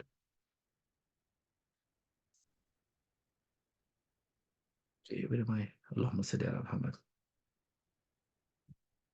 Okay, uh, taking the corners of a blanket inside the tahban, it is permissible. Like when you're in Mina, you can cover yourself with the blankets. Subhanallah. As long as, okay, that's fine. Wearing a purse, this is permissible. Wearing a weapon on the body, which we don't do that, but it's permissible. Uh, Bathing without rubbing the body. You can bathe, but without rubbing the body. Make sure don't apply the soap or anything. Just let the water flow and let the dirt be with us. Because in a state of ihram, we are showing to Allah subhanahu wa ta'ala that, oh Allah, we are the faqir, we are the pauper, we are the beggars in your court, and you are Ghani al-Hamid, subhanallah. So it's better to let the dirt while we are in the state of ihram, let it be on it. Okay, let the hairs dishevels and all that. And Allah like that. Just when you are in the state of ihram, taking a dip in water, that's fine. Washing clothes, provided it is not done to kill lice. That's okay. And to use a miswak, this is highly recommended. You can use the miswak, subhanallah. And sitting in the shade of something, that's fine. Using an umbrella, that's perfect. That's perfect. Wearing a ring, that's perfect. No problem. Applying non-fragrance kohl, yani antimony, like we say surma, subhanallah in Urdu. And removing a tooth, this is permissible. Breaking off a partially broken nail, if it's bothering you, then you can take it out. Popping a boil or pimple, that's okay. Uh, that's permissible. Okay, circumcision is permissible. Having a vein open in order to allow bleeding, that's permissible. Taking a hair out of the eye, if it's there, but you're not pulling out by yourself, it's just there, you can take it out. Scratching the head or body softly in such a manner that no hair is any broken. Wearing a hat to block the sun. No, it's not permissible. Means as long as it's not covering the whole head, like partial head, like it is permissible. Partially, if it's covering, but the whole head, it should not be covered more than a day, like 8 hours.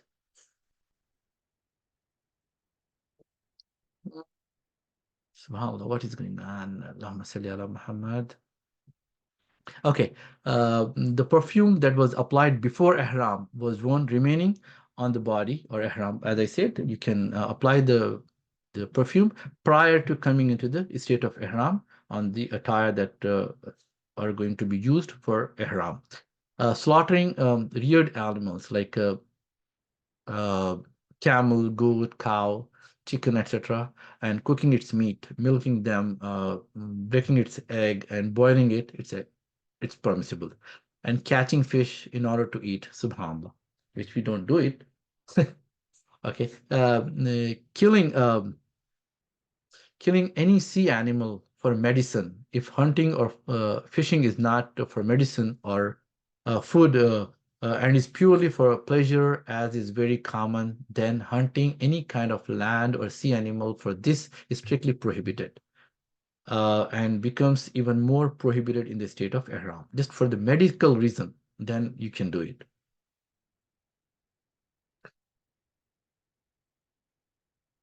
Cutting grass or cutting down trees outside the haram, not inside the haram. Killing impure and poisonous birds of prey like crows, mice, chameleons, lizards, snakes, scorpions, bugs, mosquitoes, fleas, etc. Even if inside the haram, it is permissible because if we don't kill them, they might hurt others or hurt yourself. Putting on a bandage on a wound on any part of the body except for the head and the face.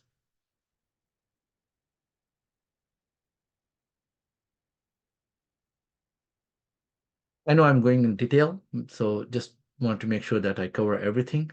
Uh, okay, putting a pillow below the head or back is permissible. Placing hand, whether your own or someone else, on your head or no, is permissible. Covering the ears with a cloth is okay. Allahumma salli ala Muhammad wa I'm sorry. Okay, this is what happened when you when I prepare all these thing at the last moment. Okay, covering the ear with a cloth is permissible. Covering the beard below the chin is permissible. And carrying a pot or basket on the head is permissible. Eating or drinking food or beverages which are naturally fragrant or cooked and do not give off a strong odor. Okay, and applying any kind of oil on the hair or body like ghee, fat, mustard seed, and coconut oil and almond oil, it's permissible. But according to some ulamas, the zaitun is considered as perfume, so do not apply. And here is the permissible. I know that now it's 39. Okay. Wearing clothes dyed with fragrance if the fragrance is no longer noticeable. However, clothes dyed in saffron are not allowed for men in any circumstances. Women, alhamdulillah, they don't have much restrictions. Discussion for the sake of religion, rather, this is obligatory and compulsory if the need arise. So, talking something like not worldly talk, just talk something which brings closer to Allah subhanahu wa ta'ala, and zikrullah, that's permissible, and asking question with murshid or mufti or and others, that's good, sharing good knowledge. Wearing any kind of shoes that do not cover the top of the foot, okay? And if necessary, wrapping amulet or unstitched cloth and putting it around the neck is permissible. Looking in the mirror is permissible. I know one person came to me, oh, I looked at the mirror. Do I have to give a thumb? No, no, you don't have to. So that's the reason I'm adding all this. Okay, smelling any fragrance that has no scent left in it. Okay, that's permissible. Okay, tying scented items that have no fragrance left in them into the end of the head covering, subhanallah, and getting married, it's permissible, but some scholars say it's not a good thing because consuming a marriage is not permissible, but just getting married is permissible. But some scholar, like especially I think Shawafi and Ahlul Hadith, they don't permit this. Wearing a sandal that do not cover the ankles, heels, and toes. This one is good. Like toes are uncovered, the instep is uncovered, uh, and the ankles are uncovered, and the bottom part is the heels. Subhanallah. And wearing a belt to keep your money and documents and tie to your izar. Izar is permissible. And these are stitch belts. They are the one although they are stitched, but they are permissible because this is to cover on top of the izar, not inside before izar, subhanAllah. So it's permissible. Because many of the brothers were asking these questions, so I'm just kind of adding. Crossing the, okay, here the pitfalls of Ihram. Crossing the miqat without Ihram. Ihram is very, very important, okay, because in Hajj and Umrah, we'll be in the state of Ihram. Okay, so crossing the miqat without ihram, this violates a wajib and requires an animal sacrifice. Okay, thinking that ihram is putting the two towels, making the intention of Hajj or Umrah or both in the sense of ihram, and thinking that the two rakat before ihram are a condition to ihram or a wajib. They are not condition. It's nafil. Ihram is valid without any salat.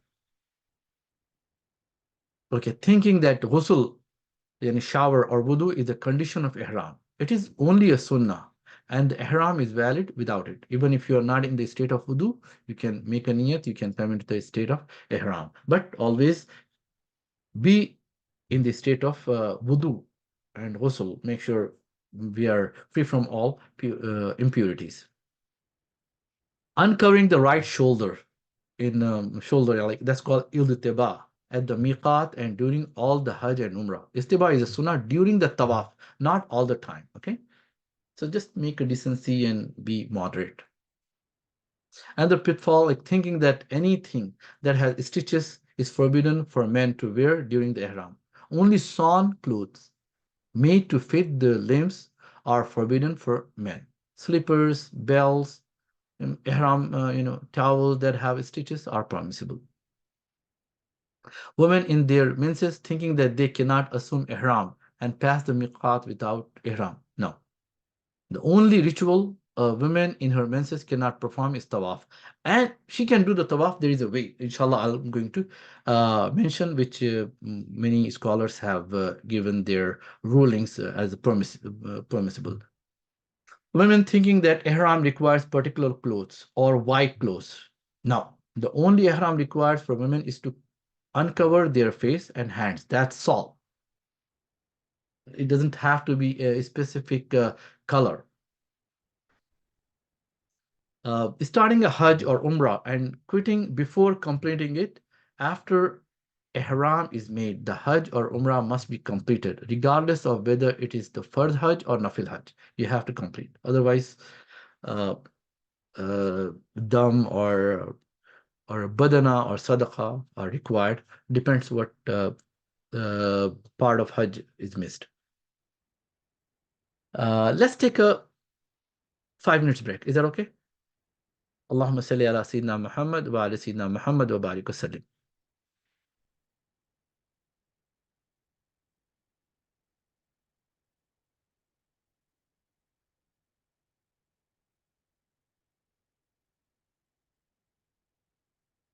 Just give me 5 minutes, okay, inshallah. And let's take a break. Have some, just relax, have some coffee, tea, or something, because I have been saying for 1.5 hours, so I need some water, like just to walk a little bit. Right, I'll be right back in 5 minutes. Allahumma salli ala Sayyidina Muhammad wa ala Sayyidina.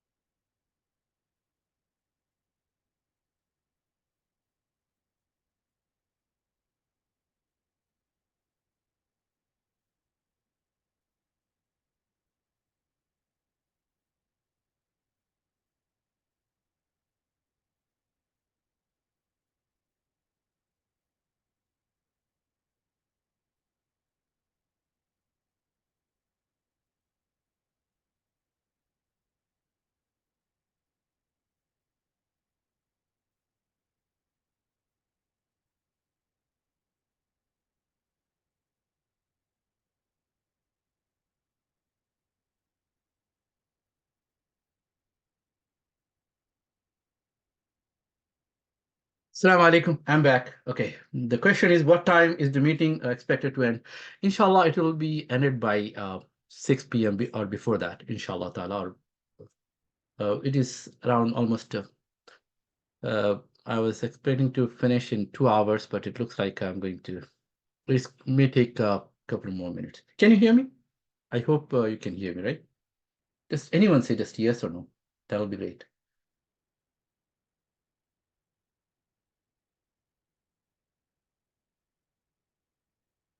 Jazakallah.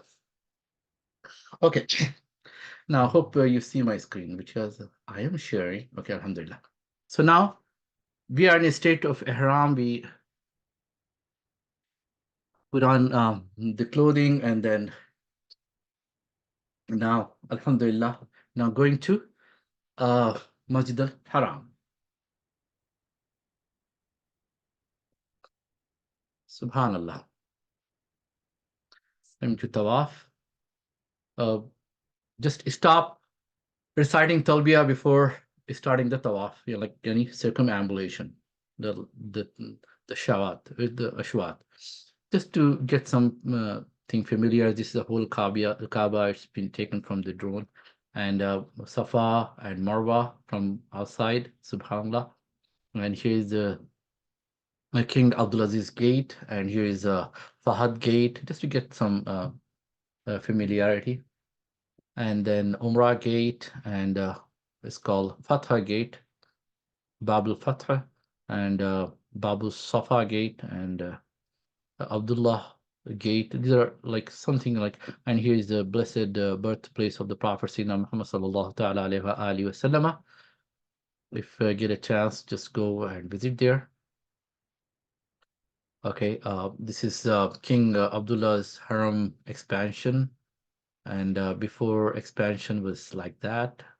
Okay, subhanallah. And this is royal palace compound, and this is the Abraj al Bait clock tower, and this is Abraj al Makkah. And people like in our group, people, some are staying in this Abraj al Bait, like Swiss hotel, and some are in Makkah hotel. So subhanallah, they are very close to Makkah tul Mukarramah,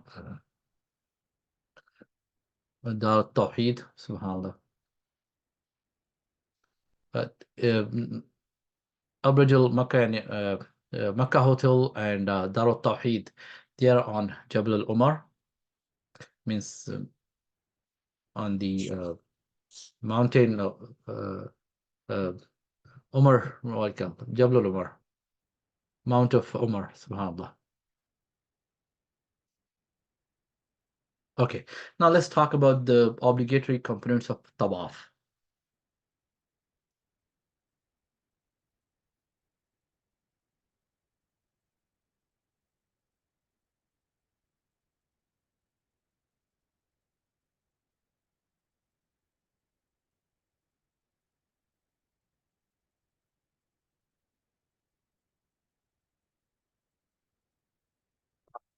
Make an intention as soon as you enter. That's an intention of that's a fard, whether it's from like it has to be just an intention, okay, and you can utter from the mouth. Performing the first four circuits are obligatory, that's fard, and the remaining are wajib. And the circumambulation must be performed within the designated area. Yeah, I think I'm recording, right? Yeah, I'm recording. Yes, I'm recording. Yes. Jazakallah.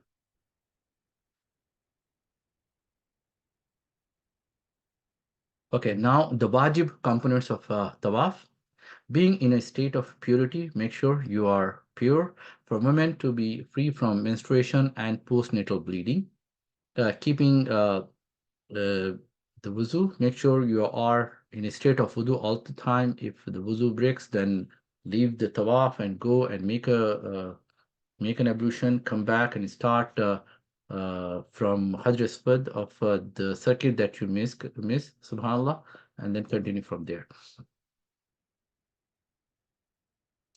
Um, Covering one's nakedness, make sure our Satul Aura has to be highly Be careful about that one. And a quarter of these body parts must not be exposed, especially for the men. The men nakedness is from belly button, above the belly button, all the way lower to the knees. So make sure they are all the time covered, not even in tawaf, subhanAllah. So these are the wajibat, and performing the tawaf on foot for those who are able bodies. Okay, otherwise we can perform it in a wheelchair if a person has some medical issues or is a mazur, or then it's permissible for that person. Now, coming, the tawaf must be performed anti-clockwise, subhanallah, going around Hatim and not cutting through. Make sure, if we cut through the Hatim, because Hatim is a part of Kaaba, remember, completing all 7 circuits, okay? These are wajibat. If any of the circuit is missed out, the tawaf has to be repeated. Otherwise, the expiation has to be performed. That is, goat has to be sacrificed. After completing the tawaf, offer 2 cycles of ritual prayer behind the Maqam Ibrahim. This is wajib, or anywhere near it if it is overcrowded. You can pray anywhere in the haram, subhanallah. And coming to the wajibat, the 6th wajib is tawaf must be performed anti-clockwise, as I said. I already see it. Okay. I came back again. I'm sorry. Now coming to now sunnah of the tawaf, uncovering the right shoulder. That's called idutiba, only for men. Okay, performing ramal, walking hastily and short steps in the first 3 circuits. That's called ramal. Okay, show them pride, take some pride that you are a mu'min. Not doing ramal in the final 4 circuits, only just the first 3 circuits. Okay, doing the istilam. Istilam means kissing the black stone. If it is overcrowded, a person can do this from a distance by pointing it and kissing one's hand. Just do this, just kiss like that. Okay, if it's overcrowded, okay, this is done by facing the black stone and then raising both hands and saying Bismillahi Allahu Akbar, in the name of Allah. Allah is the greatest. It has to be in Arabic. Okay. Okay. The sunnah, upon completed circumambulation, the person should perform the istilam before going for the sa'i. Istilam, like kissing, or if you cannot get close to the Hajar Aswad, just with the, with the actions, subhanAllah. Doing all the circuits of the circumambulation consecutively, okay, and refraining from all acts that are against the etiquettes of circumambulation. Be nice, be gentle, be nice to each and every person. If anyone pushes you or do something, just smile at that person and leave that person alone, instead of like, oh, why did you do this? Why you kicked me? Why you hurt me? Why you did this? No, please don't do that. Okay, our main object is like objective is like the aim, the yani maqsad is to please Allah subhanahu wa ta'ala. Maybe someone comes and says something to you, just forgive them, because it could be a trial from Allah subhanahu wa ta'ala. Maybe an angel is there coming in that form and doing something indecent to you. Okay, could be. That's what many Arifin said. Allahu Akbar. Important notes on tawaf, and will this meeting recording be made available on YouTube? Inshallah ta'ala. I'll be posting this one right after this meeting, inshallah, maybe tomorrow. Inshallah, by the will of Allah subhanahu wa ta'ala. Okay, the first tawaf performed by a person who is doing Hajjat Ifrad will be Tawaf al-Qudum, and the Sa'i will be for Hajj. A person performing Hajj Ifrad also has the permission to perform Sa'i after Tawaf al-Ziyarah. Okay, but inshallah, we will be doing a Hajj Tamattu'e that I highly recommend. So do Hajj Tamattu'e. Okay, please. It's up to you, whatever you want to do, but Hajj Tamattu'e, this is what I have planned to do it. Okay, so the tawaf and sa'i performed by a person who, performing Hajj Tamattu is for Umrah. Okay, therefore, a person performing it will shave his head or cut after sa'i, just taqsir, and will then remove the ihram as his Umrah has been completed. Now, the people will wear the ihram. Those who are doing Hajj Tamattu will wear the ihram on the 8th of Zulhijjah and completes all the stages of Hajj. The ihram can be adopted before the 8th of Zulhijjah or on the day of 8th of Zulhijjah. Okay, Jazakallah. Wayakum. Okay, important notes on Tawaf and Umrah. Subhanallah. For those who performing Hajj Qiran, which our Prophet ﷺ has done, but he recommended, as I said, the hadith is that, recommended his Ummah to do Hajj Tamattu. It is, subhanallah, both are okay, but those who are performing Hajj Qiran, the first Tawaf and Sa'i is for only Umrah, and their Umrah is completed, but these people will not have their heads shaved or haircut, nor will they remove their ihram. They will be staying in the state of ihram. Okay, rather they will remain in ihram and will abide by all the rules of ihram and will continue reciting talbiyah while waiting for the days of Hajj. So during these days they will be in the state of ihram. Those who are doing Hajj Qiran, because they are combining Umrah and Hajj together. But Mutamatte, the one who are doing Tamattu, they are separating. As soon as they enter in Miqat, they make as I said, make themselves as muhrim, and come into the state of ihram and talbiyah and all that, and perform the umrah like tawaf and sa'i, and then after that they cut the hairs and then take their ihram out, right? And they are in the state of tahallul, means they are not muhrim anymore. But the hajj qiran, they'll be muhrim.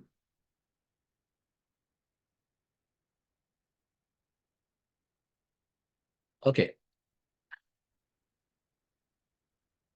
Now, take a bath before entering the Makkah if possible. This is Sunnah. When you enter the masjid, do not forget to enter the right foot and say these are the etiquettes of entering the masjid. Whenever you enter, I think I missed that one part, like Alhamdulillah is here. So as soon as you enter, just say Allahumma salli ala Sayyidina Muhammad wa ala ali Sayyidina Muhammad wa barik wa salim. Allahumma aftah li abwab rahmatik, and means Allah, oh Allah, send prayers and peace upon the Prophet Sayyidina Muhammad sallallahu ta'ala alayhi wa sallam and his blessed family. Oh Allah, open the doors of your mercy for me. Subhanallah.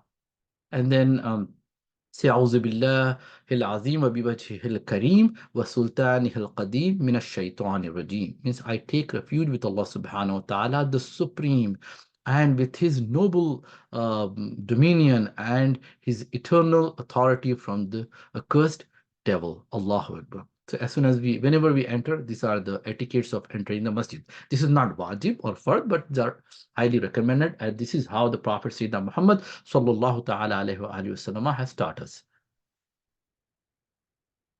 It is permissible to enter from any gate, but recommended is from Baba Salam. Recite dua upon entering the masjid. Subhanallah. When you see the Kaaba, raise your hands and make a dua. Subhanallah. It is better that when you first sight the Kaaba, recite salawat upon our Prophet Sayyidina Muhammad sallallahu ta'ala alayhi wa wasallam, and then supplicate in the following manner. Oh Allah, whenever and whatever I supplicate to you for anything lawful, accept my supplication and enter me into paradise without any reckoning. When subhanallah, so when you first set any eyes on the Kaaba, recite 3 times what?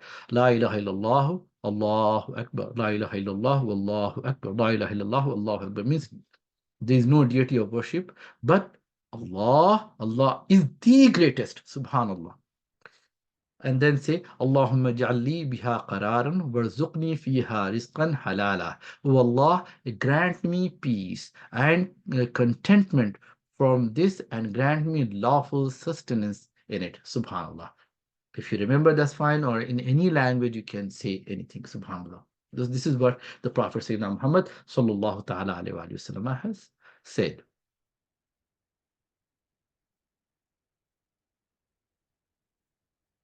Okay, the Sunnah regarding the black stone, this is something that keep in mind. Go straight to the black stone and face it, make takbir and touch it with your right hand and kiss it and make sajda upon it. Also, the Prophet Sayyidina Muhammad sallallahu alaihi wasallam has done accordingly.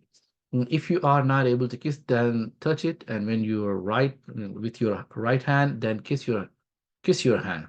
If you cannot touch it, if you should make a sign towards it with your right hand and say Takbir Allahu Akbar and kiss your hand. And do that in every circuit. Subhanallah. You don't have to touch the black stone for your tawaf to be accepted. If it is crowded, you may face your right hand towards the stone. Subhanallah. And say Allahu Akbar. Hurting a Muslim is a great sin, while kissing the black stone is a recommended act, but not wajib. Remember, wajib is not to hurt anyone. Subhanallah. Allahumma salli ala Sayyidina Muhammad wa ala Sayyidina Muhammad wa barik wasallim. Do not stand at the black stone line for a long time. Make a sign towards it with your right hand, say Allahu Akbar, and move on it. Okay?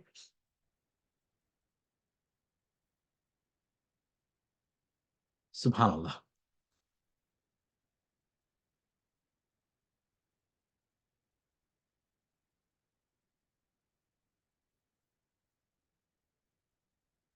Subhanallah.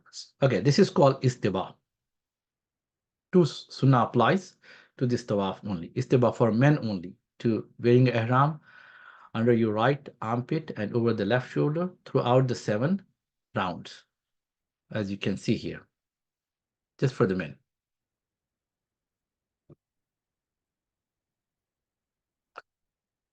And another sunnah is that for men only, a strong and quick walk with boldness in which the shoulders are thrust forward in the first 3 rounds, then walk normally. Subhanallah. Okay, start kissing, start the tawaf with istilam, kissing the black stone, kiss the black stone, or say takbir every time you pass by it. As I mentioned earlier, Allah Akbar. Here is just to make more comprehensible. Subhanallah, here is the black stone. This is just a diagram, okay? Don't take it to its literal meaning, astaghfirullah. Literally, don't take it literally, okay? This is a Kaaba and this is a Hatim, Hijr al-Aswad. And some say there is the resting place of Sayyidina Ismail al-Islam here inside. Allah knows best. And here is a black stone, and here is the door of the Kaaba, and this is the Maqam al-Ibrahim, subhanallah, and this is called Yamani corner, and this is called Shami corner, okay? That this, if you walk through all the way, you reach to Sham, yani Syria. For Yemen, if you walk from here all the way, straight, you'll reach to Yemen. That's why it is. And Iraqi corner means if you walk exactly, like without taking a step, I know it's not going to work, but this is what it is, the Iraqi corner. And this is the line, the start line. That's where we're going to start, okay? If you find a lot of people here you cannot reach, then stay here, and then with the sign, kiss the, as I mentioned, kiss the black stone, subhanallah. And this is this is how you should be walking, like anti-clockwise, 7 circuits, so subhanallah. And this is where it takes you to Safa for Sa'i, subhanallah. So 7 circuits have to be made for 1 tawaf. Tawaf means 7 circuits, okay? Let me make 1 more tawaf. What does that mean? Oh, that's means 1 circuit. Ashwat is the plural of shout, which is circumambulation or circuit, subhanallah. Once we are done, then we go to Safa. Make a dua. There are some recommended zikr for tawaf, so you may read Quran or any zikr you like. Make dua by yourself or with the group. But especially here, going with the group is not. It's better to go individually, not with the group or murshid. Just go alone. Okay. It's highly recommended to recite Prophet's dua between the Yemeni and black stone corner. That's highly recommended. There is no specific dua that every shout or every corner that we have to recite a specific dua. No, there is no. You can recite anything. You can recite Quran. You can do anything. recite salawat upon our Prophet Sayyidina Muhammad sallallahu ta'ala alayhi wa alihi wasallam. The best recommended dua between Rukn al-Yamani and Hijr Aswad is uh, Blackstone is Rabbana Atina Fid Dunya Hasanatan wa Fil Akhirati Hasanatan wa Qina Azaban. It's a beautiful dua that covers everything. Allah give us good in this life and good in the hereafter, and save us from the punishment of the hellfire. Alayhi billah. Subhanallah. May Allah protect us. So this is the beautiful dua between Rukn Yamani and Rukn. And you can find some books, inshallah. I'm trying to write a book that will add some duas, just beautiful duas, but they are okay. It's not required, just mustahsab, subhanallah. Now, multazim. What is multazim? This is multazim, like Hijr Aswad and between the Hijr Aswad and Hijr Aswad and the door. Subhanallah, that's called multazim. You may cling to the place between the corner of the black stone and the door of the Kaaba. It's like 2 meters, like 6.5 feet, placing your chest and face and forearms upon this place and make dua. The Prophet sallallahu ta'ala alaihi wasallam used to do that like a child having special affection with his mother, subhanallah. And remember, this area is sometimes very crowded. If you cannot reach, it's okay. It's not wajib. Okay, it's permissible. It is yani mustahsan. Okay, if you do it, that's okay. If you don't do it, that it doesn't mean that your umrah is not completed. اللهم صل على سيدنا مولانا محمد وعلى سيدنا مولانا محمد وبارك وسلم.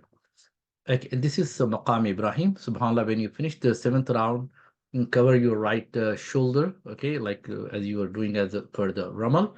Subhanallah, move to the place of Ibrahim and recite وَاتَّخِذُوا مِن مَقَامِ إِبْرَاهِيمَ مُصَلَّى. It's Surah Al-Baqarah, verse 125.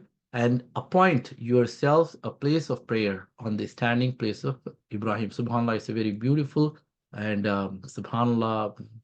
I can give a long lecture on this one, but Sayyidina Umar radiallahu ta'ala, when he was circumambulating with Rasulullah sallallahu alaihi wasallam, and he was he's talking to himself. He was saying that I wish this becomes the standing place for prayer. Then Rasulullah sallallahu alaihi wasallam looked upon him and he said, "Yeah, oh Umar, Allah has heard you, and this is the verse." Revealed to me, وَاتَّخِذُوا مِن مَقَامِ إِبْرَاهِيمَ مُصَلَّى. Subhanallah, subhanallah. If I talk about spirituality, man, it's going to take another 3-4 hours. Maybe when we are in Hajj, and we'll be talking about these places in more details with the spirituality. Okay, because we have to bring spirituality in ourselves and take many of the diseases of pride, prejudice, wrong suspicion. There are things residing in our hearts. We need to clean up this one. Okay, subhanallah. So we'll be talking there.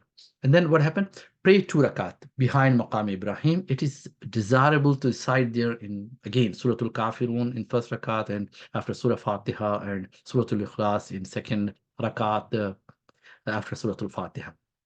And this is wajib, actually.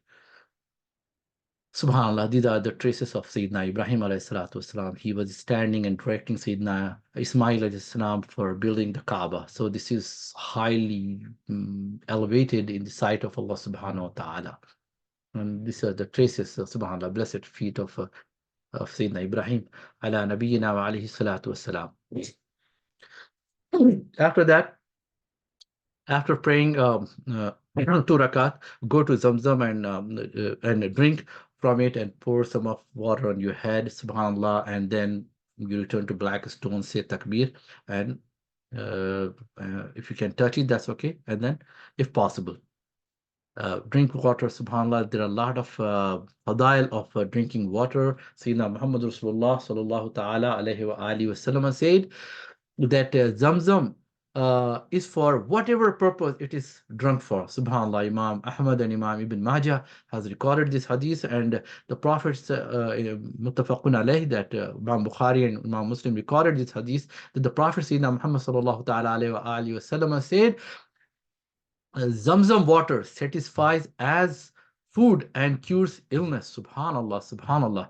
And Sayyidina Abdullah ibn Abbas radiallahu ta'ala anhu used to supplicate this dua. Allahumma inni as'aluka ilman nafi'an wa rizqan wasi'an wa amalan mutaqabbala. Oh Allah, I ask you beneficial knowledge, abundant provision and cure from all the diseases. This is very beautiful dua that, subhanallah. So after doing that, after drinking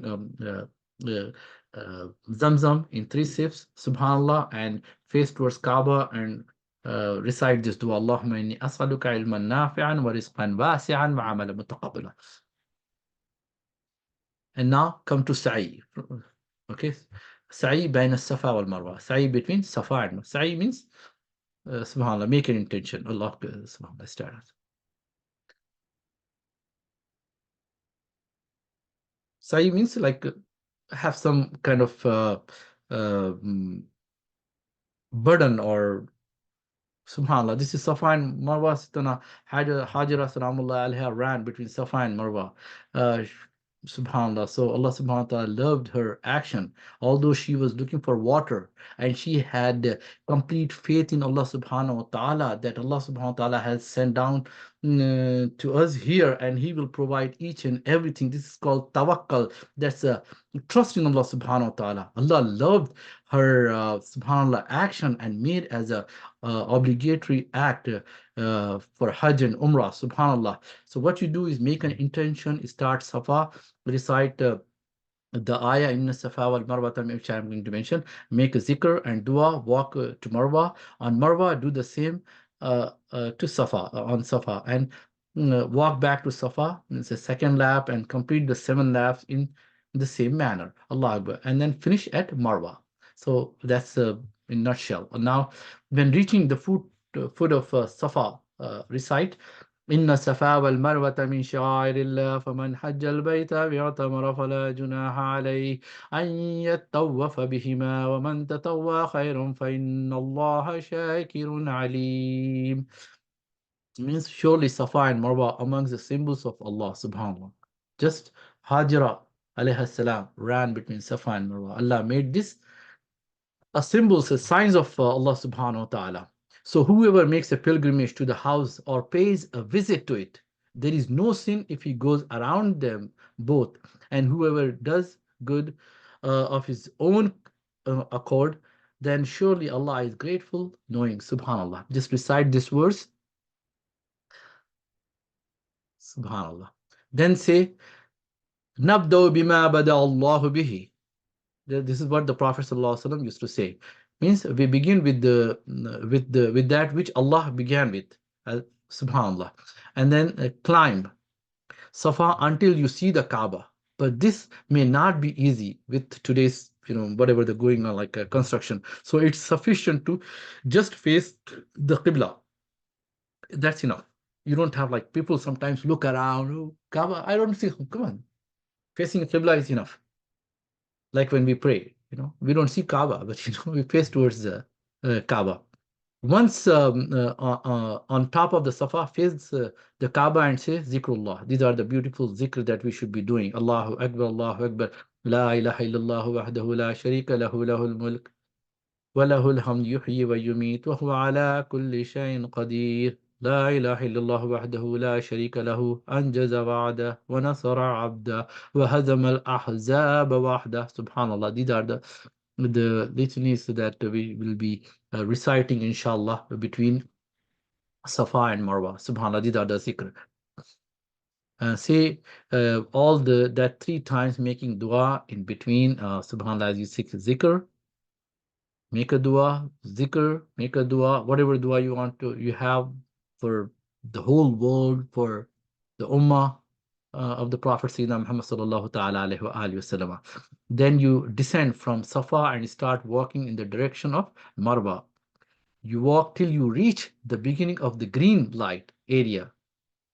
Then you jog there, medium pace till you like jog, like not for women, just to men, okay? And then between the green lights, then you walk up to Marwa and ascend it. Upon Marwa, as you did upon Safa, zikr, dua, and that forms one complete lap. And then from Marwa, then you will return. Then you return till you reach Safa, jogging in the green light again area, and that is the second lap. Then you return to Marwa, Allahu Akbar. So on till you complete yani, 7 laps, finishing upon Marwa, between Safa and Marwa, Safa and Marwa. You may make this dua. This is Rabbi Ghafir Warham Innaka Antal A'azzal Akram. This is recommended dua you can recite. Subhanallah. Oh Allah, forgive and have mercy on me. Surely you are the most noble, the most generous. Subhanallah. Rabbi Ghafir Warham Innaka Antal A'azzal Akram. Subhanallah. And jogging in the green light area is a sunnah for men only. Women walk normally. Okay. This is just an illustration. Start by saying Inna Safa wal Marwata min sha'airillah, Subhanallah, and then say Nabda'u bima bada Allah. We begin with that which Allah began, Subhanallah. Then we recite Zikrullah here, and then walk. This is jog here for men only, and then walk all the way to Marwa. This is first lap, and then from Marwa, walk towards the Safa, jog, subhanallah, here in Millennial Akhdarin, okay, the green lights. That's the second lap, and then come back, third lap, come back, fourth lap, come back, fifth lap, and then this is the sixth, and then this is the seventh. Here we go, subhanallah. Then recite a dua and zikr, make a dua, and then exit from here, subhanallah. And then you can go out, you'll find some barber shop. Right now I don't see any barber shop there. I'm sorry, I should have changed this picture. And then do a halq or taqsir, subhanallah. Okay, then when you finish the seventh lap upon Marwa, you shorten the hair of your head, thus ending the Umrah. Subhanallah, hair has to be trimmed from all over the head. Okay, it is not sufficient to cut hair from one side only. It has to be from all the side.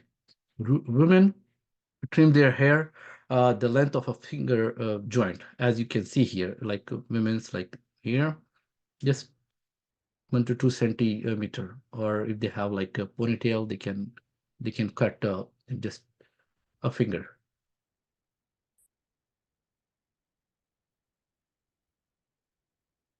Everything that become forbidden to you upon entering ihram now becomes permissible to you, especially for the one who are mutamatte. No hair cutting for qarin, the one who is doing Hajj Qiran, and the one who does Hajj Qiran is called qarin. No hair cutting for that person. Okay, Alhamdulillah, the Umrah, the visitation has completed. Everything that became forbidden upon the mutamati before entering ihram now becomes permissible. Now he can go to his room, and he has no obligation upon it. If he wants to do more umrahs, he can do it. Okay, if he has that much capacity and strength. Otherwise, just hold that strength for Hajj, because they may get tired and they will not be able to perform the Hajj rituals. And for the Qarin, the one who is doing, as I said, still stays in the state of Ihram. Okay, he uh, the prohibition have not lifted from that person. Only the mutamattir.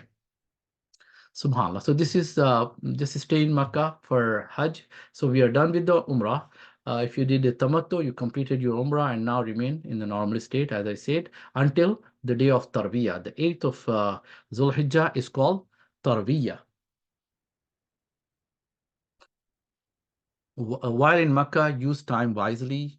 It is so precious here. Avoid wasting excessive time on shopping and idle talk. And in the Haram of Makkah, the reward for good deeds is greater than anywhere else. So is the punishment for sins too.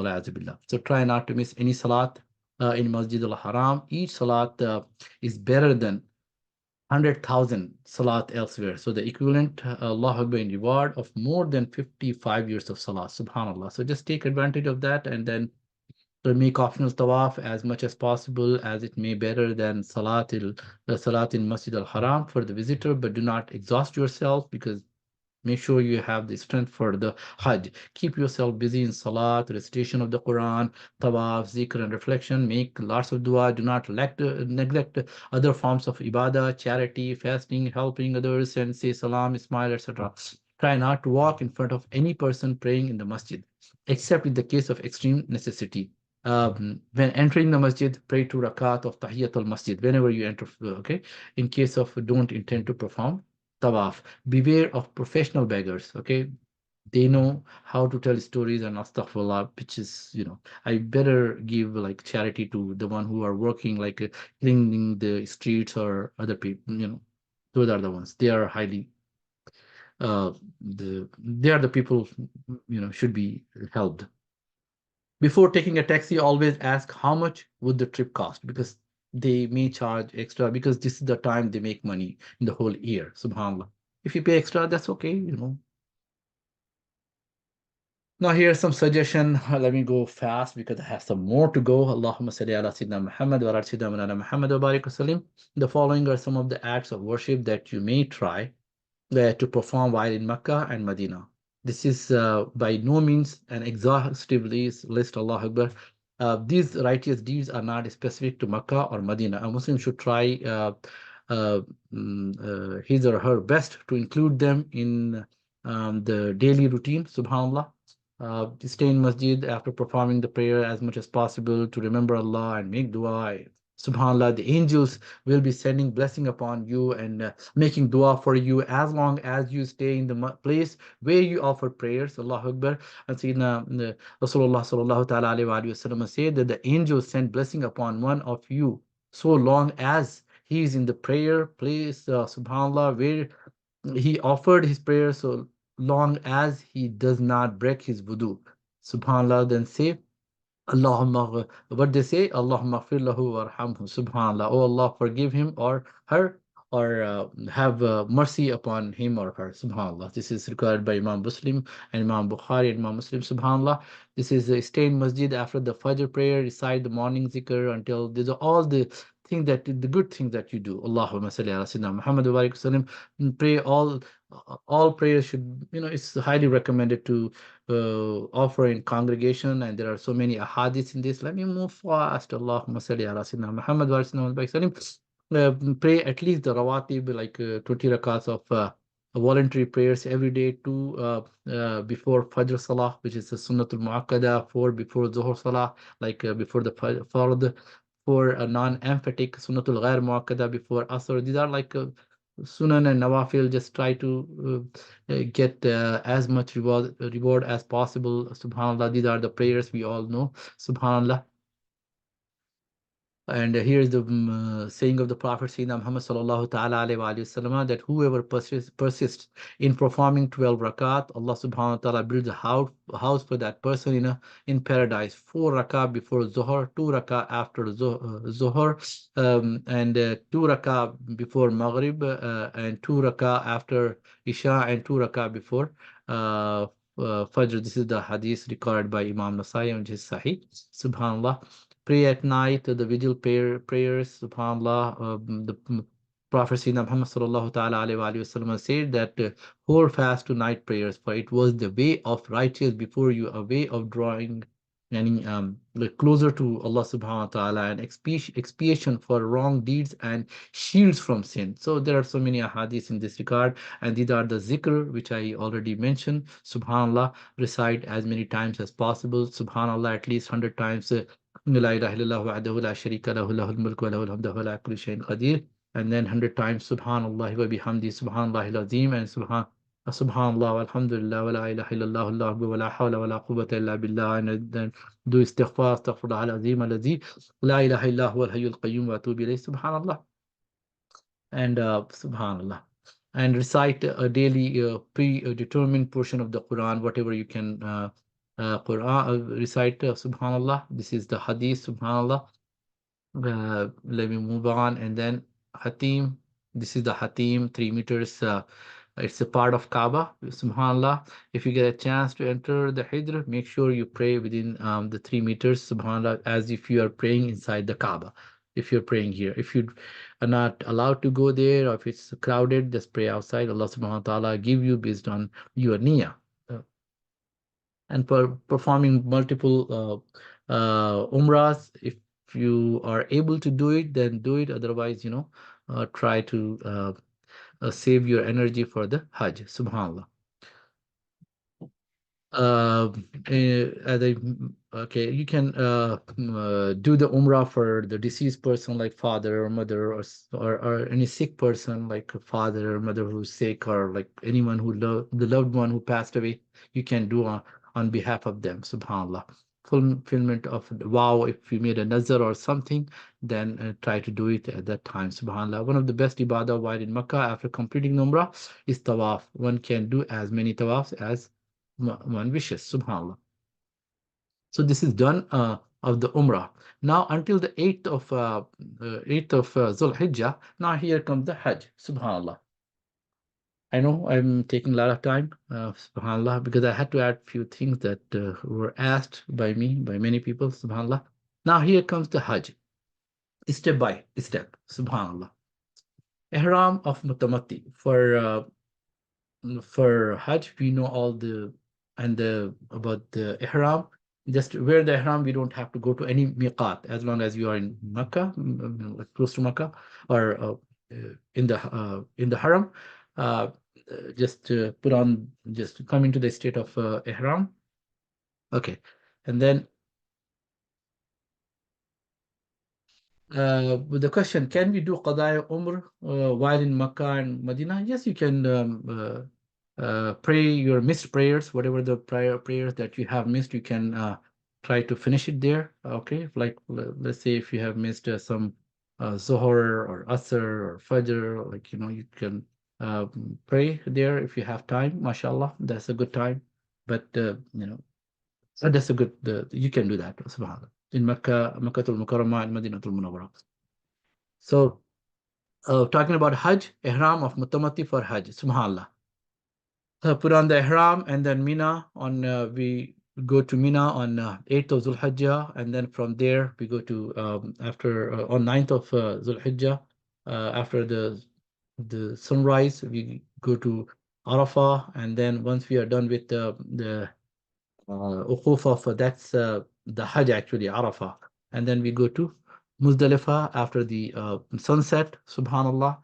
There we'll combine prayers. Like in Arafah, we combine Zuhr and Asr, and Muzdalifah, Maghrib and Isha. And then we come back to Mina after Fajr on Dhul Hijjah. That's a very, very busiest day. Okay, so if you can take a rest, you can do this. Okay, and then do a Rami, means throw pebbles at Jamrat al Aqaba, and then do a Nahr. Nahr yani sacrifice an animal, and let your agent know that you are done with Rami. So then they'll send you a message that your sacrifice is complete. Then do a Halq or Taqsir. The taqsir is better, means sorry, halq is better, shaving for men, and taqsir is okay, subhanallah. And for women, only taqsir, just the few hairs should be uh, cut down, like one finger, like what do you call it? Anyway, and then come to Makkah on Dhul Hajj, 10th of Dhul Hijjah, after doing all this, and then to do a tawaf al-ifada, subhanallah, or tawaf al-ziyarah, same thing. And do the sa'i and sa'i between Safa and Marwa. In this, you are not in the state of ihram. After doing the halq and taqsir, whatever, the ihram, uh, you'll not be in the state of ihram anymore. You can take a shower and come to Makkah, and in normal clothing, just do a tawaf al-ifada, and then sa'i between Safa and Marwa, and then come back to Mina on that night, and 11 and 12. Okay, if you want to stay on 13, that's recommended, but 11, 12, most of the people, they leave on 12th. Subhanallah. And in these days, what we should be doing is that throw pebbles at all three jamarat. And then the last day on Makkah, subhanallah, come back to Makkah, tawaf al-wida, do a tawaf al-wada, farewell tawaf, subhanallah. So that's in nutshell. So okay, let me go. After having completed the Umrah, One is to remain in Mecca until 8th of Zulhijjah, known as the day of deliberation. It's called Yawm al-Tarabiyah, because when Sayyidina Ibrahim والسلام, first had a dream about sacrificing his son, that was 8th of Zulhijjah, and that's called deliberation. Yani, socho bichar ka din. He was pondering upon what is happening with me. That's called Yawm al-Tarabiyah. So that's the day that's the reason we call it Yawm al-Tarabiyah. So 8th of Zulhijjah, known as the deliberation day. So what the will be going to Mina. Those performing Hajj, Ifrad or Qiran will already be in Ihram, while those who are performing Tamattu'e should perform ghusl according to Sunnah after Fajr and wear the Ihram. It's highly recommended, but if you are in a purified state, you don't have to. I recommend doing that, taking a shower.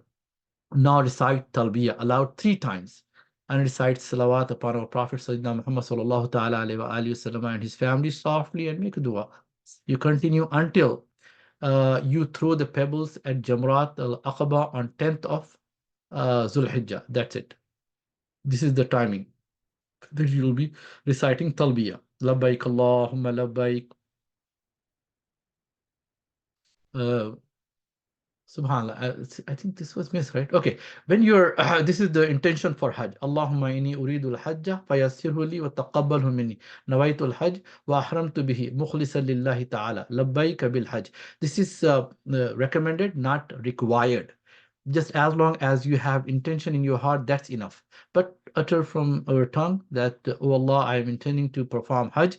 Make it easy for me and accept it from me. I intend to perform Hajj and have worn the Ihram for it only for the pleasure of Allah subhanahu wa ta'ala. Oh Allah, I am here. And then say, Labbaik Allahumma labbaik, labbaik la sharika laka labbaik la tatalbiyah. So come to Mina, okay, here from Makkah. The Haji will depart for Mina after sunrise, go to Mina. Okay, in Mina, the pilgrims will perform Zuhr, Asr, Maghrib, Isha on 8th of Zulhijjah and Fajr in the morning of 9th Zulhijjah. All these Salah will be performed in their respective time. With congregation is highly recommended, subhanAllah. And then on uh, leave Mina for Arafat on 9th Zulhijjah after sunrise while making talbiyah, takbir, and zikr. Subhanallah.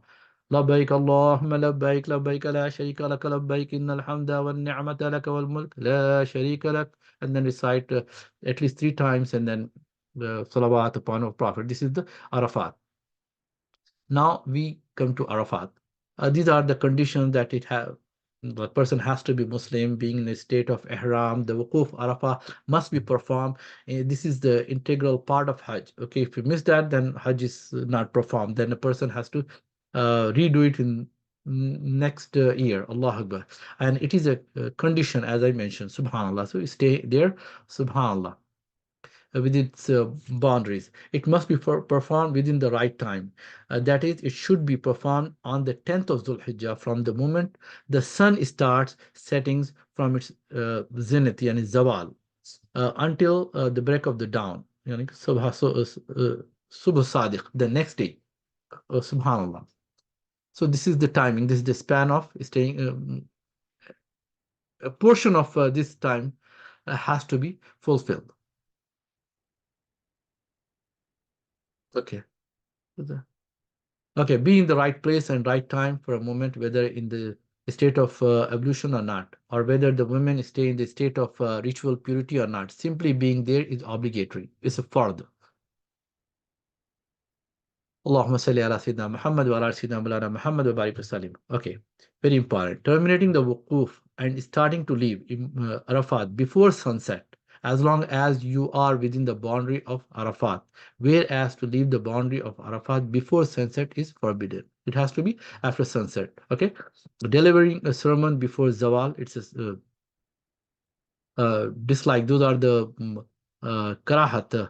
Okay, and doing any other thing other than turning towards Allah Almighty from the start of wukuf until sunset. These are the uh, dislike karaha, makruhat of the wukuf of Arafat. staying in Arafat, talking about any worldly things from start of Wukuf and until sunset, talking about politics or something. This no, we can talk about the problems, the Ummah problems, and try to find a way for that one. It is permissible.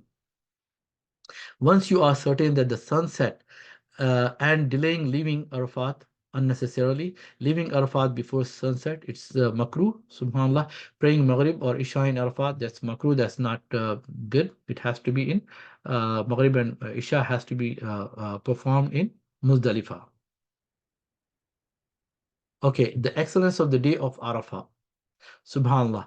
Sayyidatuna Aisha as-Siddiqa salamullahi alayha wa radiyallahu ta'ala anha reported that the Prophet sallallahu ta'ala alayhi wa sallam said that there is no day on which Allah ransom more slaves from the fire than the day of Arafah. He draws closer and closer.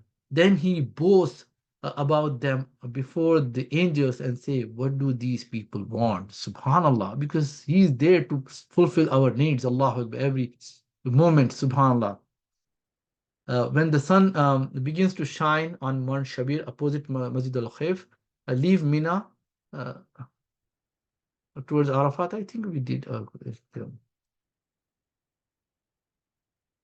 Subhanallah. I'm sorry about it. Okay, anyway, the hadith is that Abdurrahman ibn Ya'mar radiallahu ta'ala anhu said that the Prophet sallallahu ta'ala said that whoever attends the Arafat before rising of Fajr, then he has performed the Hajj. Subhanallah.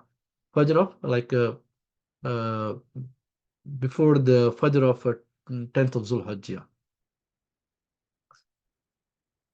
Okay, the time of Wukuf is from the midday on the 9th until the dawn of the 10th of Zulhijjah. Standing in Arafah at any time during this fulfills the requirements of the Wukuf. However, it is compulsory wajib to remain in Arafat until sunset on the 9th. If a person leaves before sunset on the 9th, then a penalty, yani dam, is compulsory. Allahu Akbar. So we have to be very careful. It is preferred to stand close to Jabal al-Rahma. Do not climb to the top of the Jabal al-Rahma. Okay, just close to be there. At the time of Zuhr, after listening to the Imam's sermon, subhanallah, it may be difficult to go to Masjid al-Namira because of the crowd, in which you may pray in your camp with your group in the respective times. This saves a lot of precious. There is a okay here.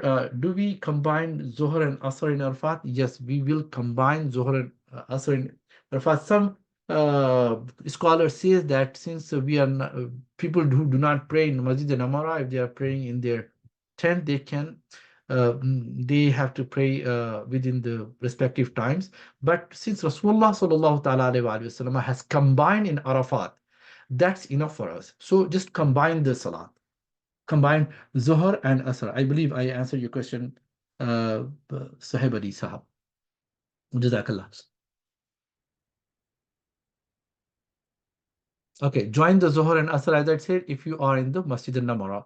Pray Zuhr and Asr, like this is what says, like according to Hanafi scholars, and other scholars say that, since Rasulullah has done it, then we should be doing that. There should be no exertion or opinion on that one. So let's combine the salat. Okay. Okay, after salat, move to your right side, the limits of Arafah, stand facing the Qibla, raising your hands, make dua, and this is the day of dua. Subhanallah, there are so many ahadith on this one that the Prophet Sayyidina Muhammad sallallahu ta'ala alayhi wa sallam said that the best of supplication is the supplication of the day of Arafah, and the best of the what I and the prophets before me have said. La ilaha illallah wahdahu la sharika lahu lahul mulk wa lahul hamd wa huwa ala kulli shay'in qadir. None have the right to be worshipped but Allah alone without partner. To him alone belongs all that exists, and to him belongs the praise, and he is powerful over all things. La ilaha illallah wahdahu la sharika lahu lahul mulk wa lahul hamdu wa ala kulli shay'in qadir. Recorded by Imam Tirmizi and Imam Malik, and it is Sahih Hadith. Subhanallah. Fasting on the day of Arafah for Hujjaj is not encouraged, and it may result in weakness which in turn will result in negligence in worship on this very important day. So don't do it. And Rasulullah sallallahu ta'ala alayhi wa alihi wasallam has forbade, according to hadith that is narrated by Ikrama, and he said that I entered upon Abu Hurairah radiallahu ta'ala in his house and asked him about fasting the day of Arafah at Arafat, the place of Arafat. So Abu Hurairah said that the Messenger of Allah, Sayyidina Muhammad sallallahu ta'ala alayhi wa alihi wa sallam, forbade fasting the day of Arafah at Arafat. So it is recorded by Subhanallah, Abu Dawud, Nasai, Ibn Majah, Imam Ahmad, Ibn Khuzaymah, Al-Hakim. Subhanallah, this is his Sahih hadith. Subhanallah, and spend the whole time of wuquf, yani standing in, staying in Arafat is humbly, in humble and sincere state, praising Allah, making dua, tawbah, istighfar, reciting the Quran, reciting salawat upon our Prophet Sayyidina Muhammad sallallahu ta'ala alayhi wa sallam. That means sending salawat, yani prayers upon Prophet sallallahu alaihi wasallam, and salam upon our Prophet Sayyidina Muhammad sallallahu alaihi wasallam. Also make dua for forgiveness and success for yourself, your parents, your family, your friends, and for the Muslims. Subhanallah. You know, we know what is going on around the world. Subhanallah, for the Muslims. So pray for them and for their easiness. And may Allah send down the angel that He has sent down upon the Sahaba of the Badr. Subhanallah. And recite talbiyah during the wuquf of Arafat, like labbaik Allahumma labbaik la sharika lak, subhanallah. Recite his and other dua that you may carry with you, subhanallah. And now, once we are done, subhanallah, now we are going, after completing wuquf of Arafah on the night between the 9th and 10th of Zulhijjah, leave Arafat after sunset and head towards Muzdalifah without praying Maghrib Salah. Even after Maghrib, but we are going there, no matter what time we reach there. So what we have to do, go to Muzdalifah. Okay? This is the place, subhanallah, our Prophet ﷺ went there. And subhanallah, and the night of Zulhijjah, Muzdalifah, subhanallah, that's where we. When reaching Muzdalifah, pray Maghrib and Isha together, subhanallah, congregationally or individually, both are permissible, subhanallah. And do not pray any Sunnah or Nafil between the Fard, okay? Perform Sunnah or Maghrib after the Fard of Isha, and make recommended is that to pray the first Fard of Maghrib and then Fard of Isha, like 2 rakat of it, because we will be doing Qasr because we are traveler there. Then Sunnah and Nafil of Maghrib, followed by the Sunnah and Nafil of Isha, that you can do it. And after that, pray Witr in Hanafi and others, like Hanafis pray 3 rakat, Subhanallah.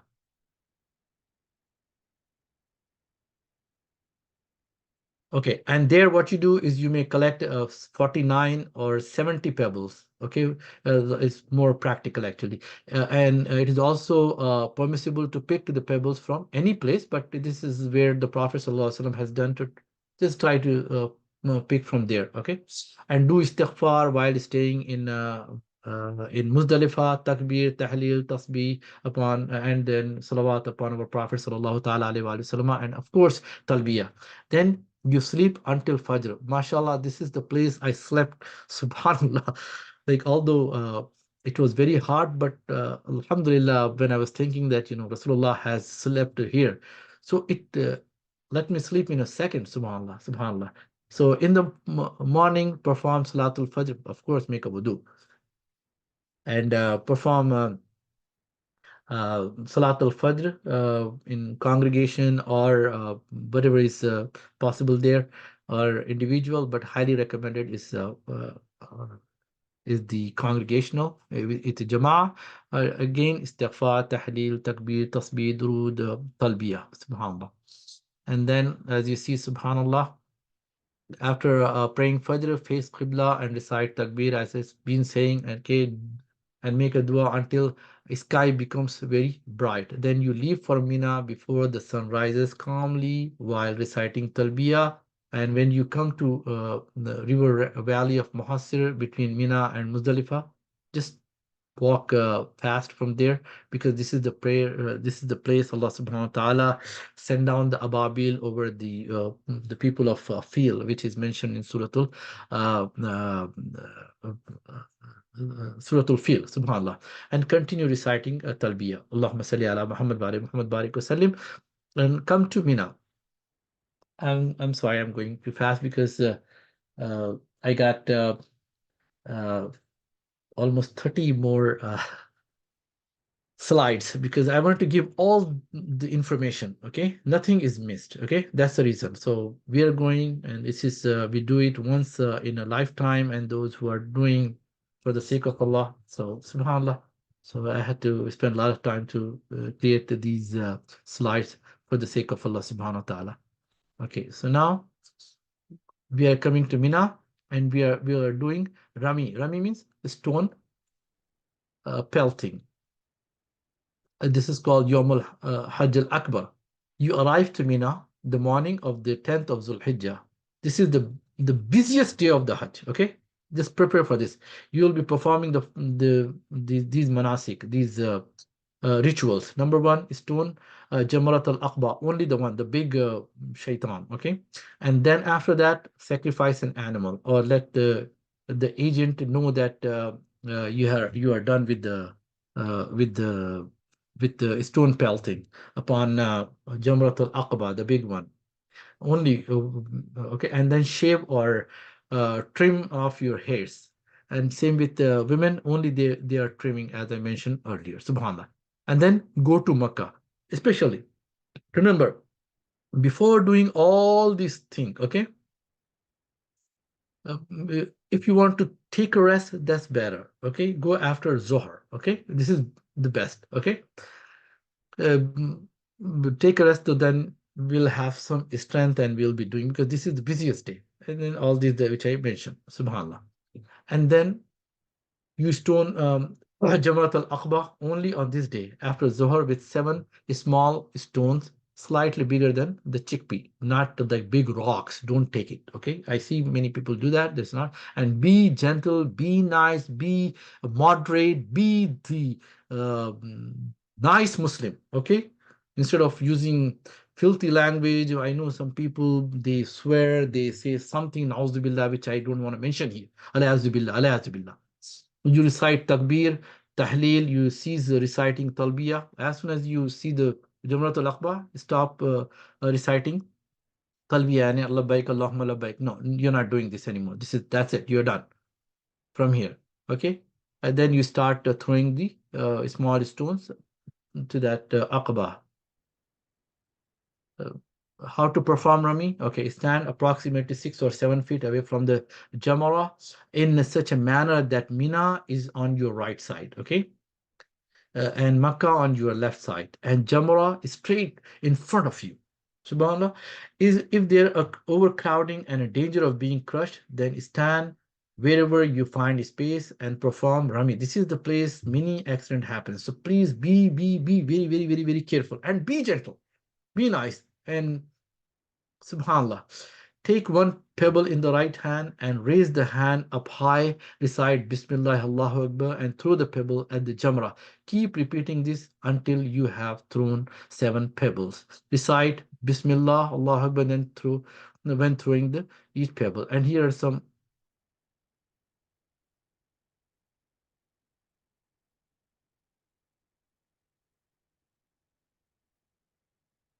There are some other du'as. Why is not coming up? Subhanallah. Allahumma salli ala Muhammad.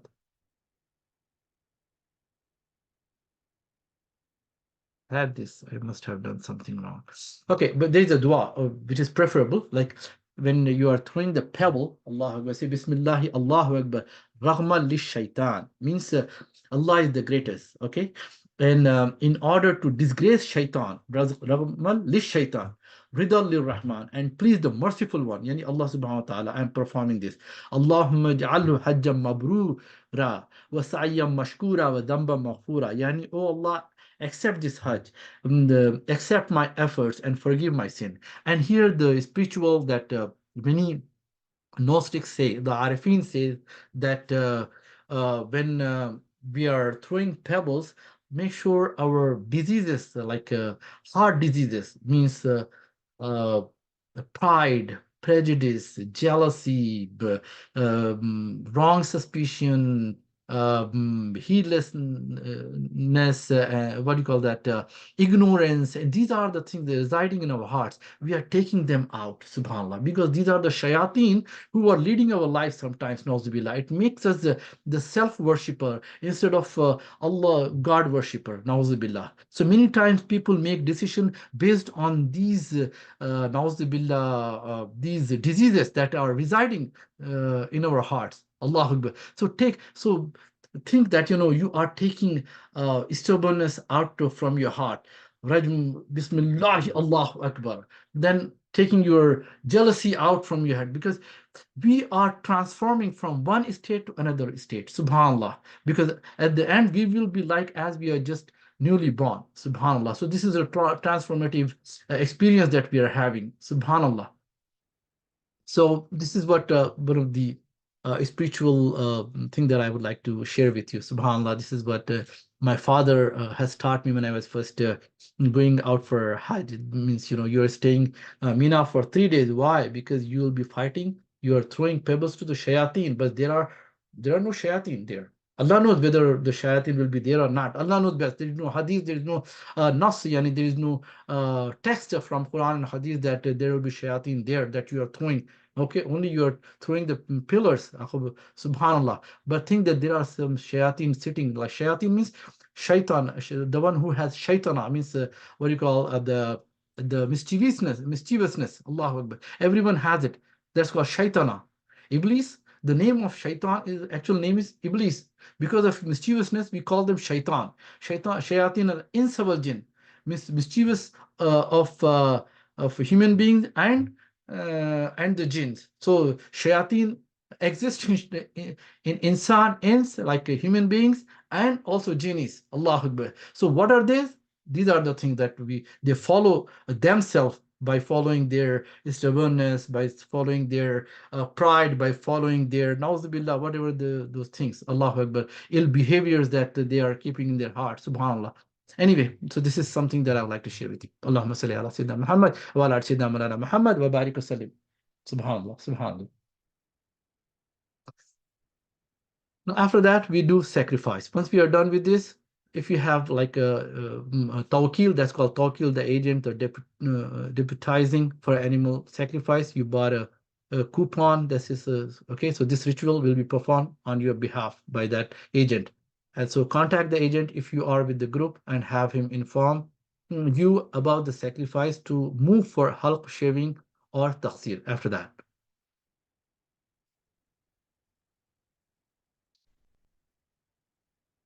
Subhanallah.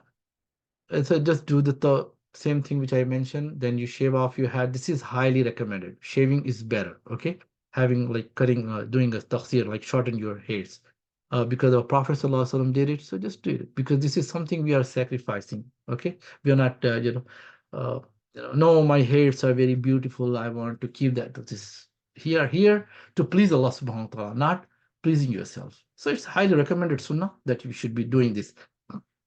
The woman shorten her hair the length of a finger joint, subhanallah, like this, subhanallah. This is just illustration that they can take a screenshot or something. They can, this is how they should be doing. Allahumma salli ala Sayyidina Muhammad wa ala Sayyidina Muhammad wa barik wa sallim. Now let me come back here. It is permissible for a man to shave or shorten his own hair, or for a woman to shorten her own hair. Halq and taqsir are part of the manasik and have nothing to do with the prohibition of Ihram. Subhanallah. Once we are done this, after shaving, go to your camp in Mina, take a shower if you can, put a new clothes, and then when you have stoned the Jamrat, everything becomes lawful for you against, again, except the husband and wife relationship. So you may wear your, like normal clothes and use perfume. This partial freedom is called small tahallul. Okay, at-tahallul al-asghar, subhanallah. Sayyidina Aisha as-Siddiqa radiyallahu tabaraka ta'ala anha wa salamullah alayha, the blessed wife of the Prophet Sayyidina Muhammad sallallahu ta'ala alayhi wa sallam, the mother of the believers. subhanallah, said that I used to send the Prophet sallallahu ta'ala alayhi wa wasallam when he wanted to assume ihram, and also on finishing ihram before the tawaf around Kaaba, yani tawaful ifada. This is called tawaful ifada or tawaful ziyarah.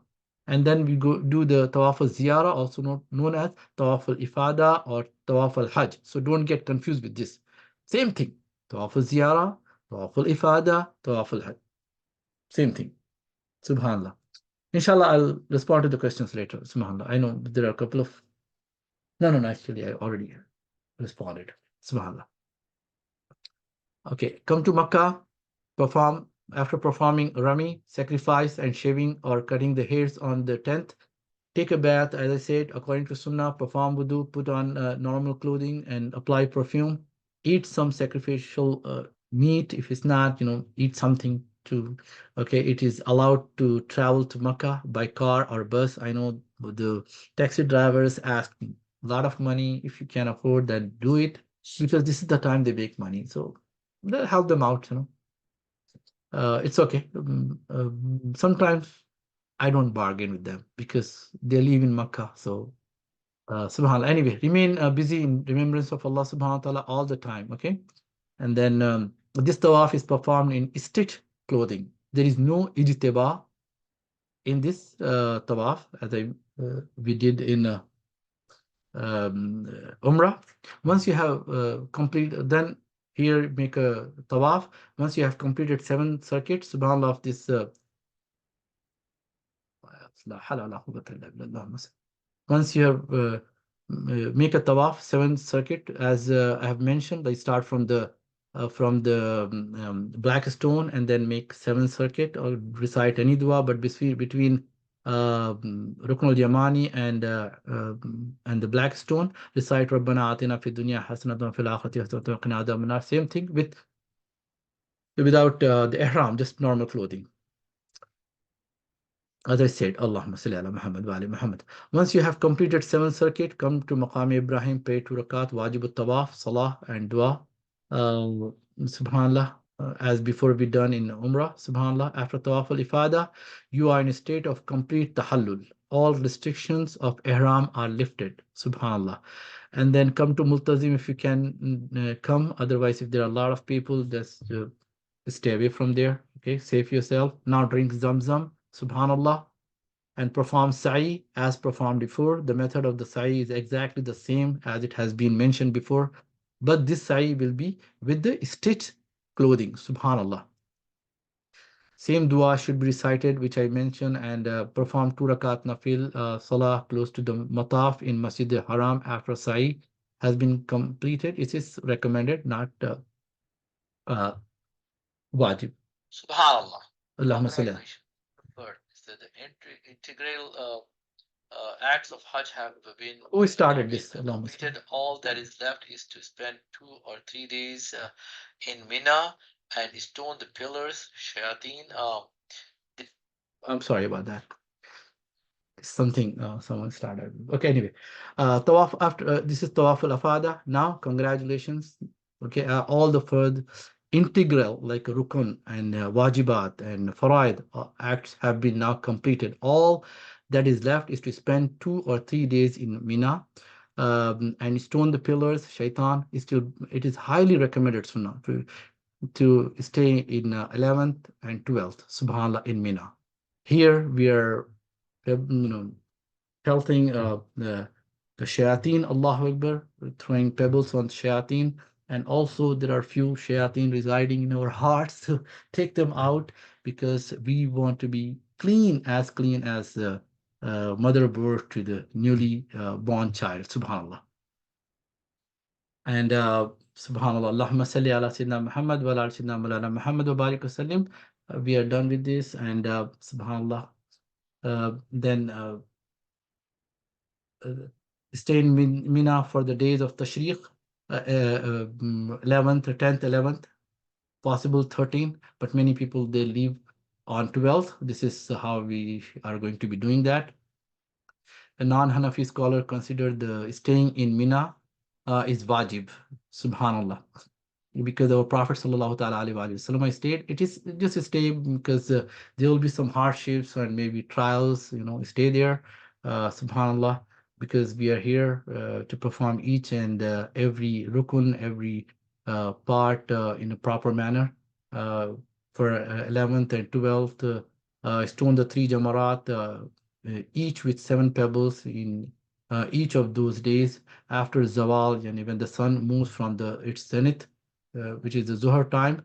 After the first and the second Jamara, move forward to the side and stand facing the Qibla for a long time, making dua while raising the hands, Subhanallah. And then you may leave Mina before sunset if you wish, after you perform the Rami on 12th of Zulhijjah. Staying to perform the Rami on 13th is preferable, as it is Sunnah of the Prophet Sayyidina Muhammad Sallallahu Alaihi Wasallam, but many people they just leave on 12th. Normally, actually, I also leave on 12th. Subhanallah. Now come back to Makkah for the Tawaf al-Wada. After Mina, subhanallah, after you have finished the Rami on 12th or 13th of Zulhijjah, the second or third day of the Ayyam al-Tashriq, you have completed your manasik with the exception Tawaf al-Wada. You go to Makkah and stay there.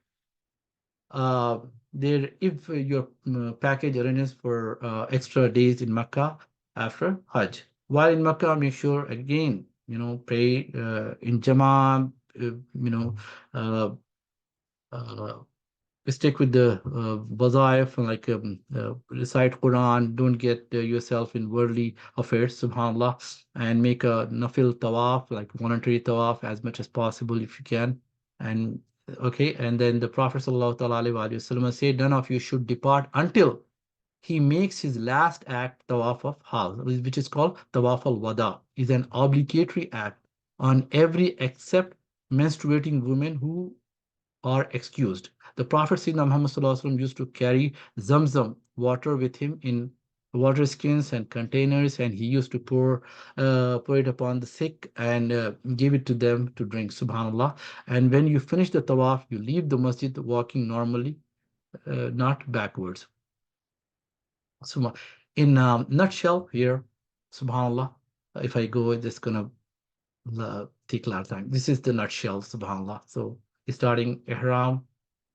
This is going to Mina, and third day is Arafah. Fourth is thing is Muzdalifah, Mina, Makkah, and then Mina is staying 11 and 12, 13, inshallah. And the last day to Makkah. Okay, do we have to throw pebbles on 13th? You don't have to. It is recommended, not required. Okay, I'm sorry, I didn't read the whole question. Do we have to throw pebbles on 13th if we stay in Mina on 12th night? Some scholars give permission, but according to the Sunnah, our Prophet sallallahu ta'ala alaihi wasallam has done in a daytime. So stay with the Sunnah. The end. Okay, after this, subhanallah, people go to Madinatul Munawwara, visiting Medina and going to the resting place of the Prophet Sayyidina Muhammad sallallahu ta'ala alayhi wa sallam, Jannatul Baqi, and the resting place of Sayyidina Amir Hamza radiallahu ta'ala an, and going to Quba. They are highly praised. Although visiting Medina is not a part of Hajj, but it is a part of Iman, part of faith. We should go there and get blessed, inshallah, when we are going to Medina after completing our Hajj, inshallah. I may give a little lecture on this one, inshallah ta'ala. Allahumma salli ala Sayyidina Muhammad wa ala Sayyidina Mulana Muhammad wa barik wasallam.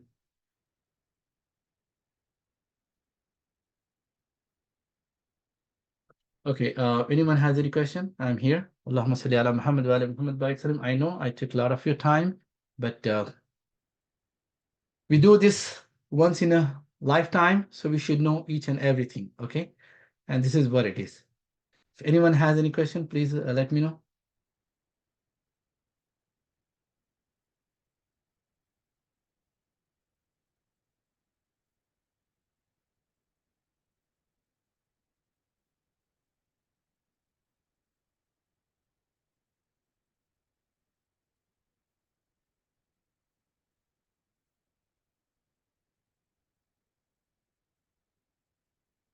Can we wear, how can women perform tawaf in the state of impurity? Okay, this is very important question. It was asked, and I have an answer for that one. If a woman can wait to be purified from that state, uh, menstruation, Allah Akbar, that is okay. Otherwise, if they don't have any other mean, like they have to leave because of the reservation and other unavoidable circumstances, at that time, what she can do is she can enter, make a wudu and like for the tawaf, and then enter the haram and make the circumambulation, like make a tawaf and sa'i, whatever, and then come out for the only for tawaf al wada I'm talking about. Okay, and then give badana. Badana yani one camel or a cow as the expiation of this thing. So what will happen is it will lift the tawaf ziyara, that one of the integral part of the Hajj. Okay, that will be lifted from her, but the expiation is due, and which is the badana, to just give the camel or cow as an expiation for that one. Okay, can we, okay, can we, I'm sorry, it's going pretty fast. Let me expand this one. Can we wear sandal inside the haram? It is better not to wear this one, because when the Prophet Sayyidina Musa alayhi salam was visiting the Tur, Allah subhanahu wa ta'ala says, فَخْلَعْنَ عَلَيْكَ إِنَّكَ بِالْوَادِ yani Allah said, take your sandals out, because you are in the sacred valley. And subhanallah, Makkah and Safa and Marwa, they are highly respected. So it is better not to do it, but you can wear it. There is no prohibition. And I don't see any hadith or Quranic verse that Allah subhanahu wa ta'ala has forbid anyone. And even our Prophet sallallahu ta'ala alayhi wa sallam has performed, Umrah on a camel, because every Sahabi wanted to see him, subhanallah, his blessed presence, subhanallah. So you can do that. And now another question, are we coming back on Zul Hijjah? Inshallah, we will come back to Makkatul Mukarramah, means to Makkah on 12th of Zulhijjah. That's what the schedule is, to perform Tawaf al-Wada. And one question is that you can also perform Tawaf al-Wada with the Tawaf al-Ziyara also. You can do that. Okay. And with reference to a day of Arafah, there seems to be difference of opinion of Ahnaf for combining Zohar and Asr. Some say pray Zohar at last minute, and yeah, this is what yeah, I mentioned. Yeah, uh, Ahnaf, the especially Allama Shami rahimahullah, and later ulama say that it has to be on the time, because Quran says. But since our Prophet sallallahu, and the other scholar says that, since Rasulullah sallallahu alaihi wasallam has combined the prayer, so then we should be combining. So both are sahih, subhanallah. But as far as if you ask me, we combine the salat, inshallah. And the better is what you have mentioned, that close to the Asr, pray close to the Asr, and then pray Zohar, and then combine Asr with this. That's okay. Throwing pebbles is mandatory on 10th, or it can be done on, no, it is mandatory on 10th and 11th and 12th, subhanallah. If you miss, then a dam is required. Are you going to Hajj with us this year? Inshallah, by the will of Allah subhanahu wa ta'ala, I'll be with you. And also we have another scholar, Sheikh Omar Haqqani with us, inshallah. After you land at Jeddah airport, for people who are going to Makkah first, will the pilgrims will be taken direct from for Umrah? This is a logistic question. This should be asked by Evia Travels, wherever you are going. But as far as I know, that a bus will be provided to us, and from there we'll be taken to Makkah, and from there we'll be performing Tawaf al-Qudum or Tawaf al-Umrah. Tawaf al-Qudum is for the Qiran and Mutamattu'e. And I highly recommend each and every one of you to please perform Hajj Tamattu. Okay, any other question?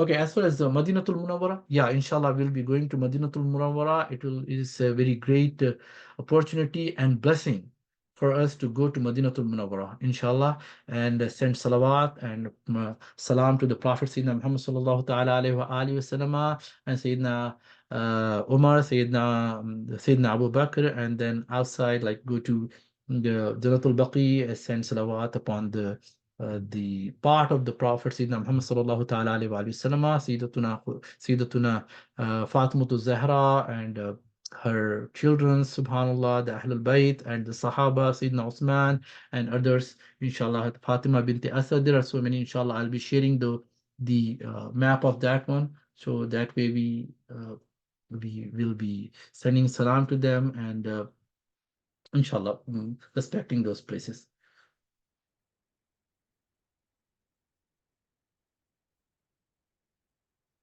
Subhanallah.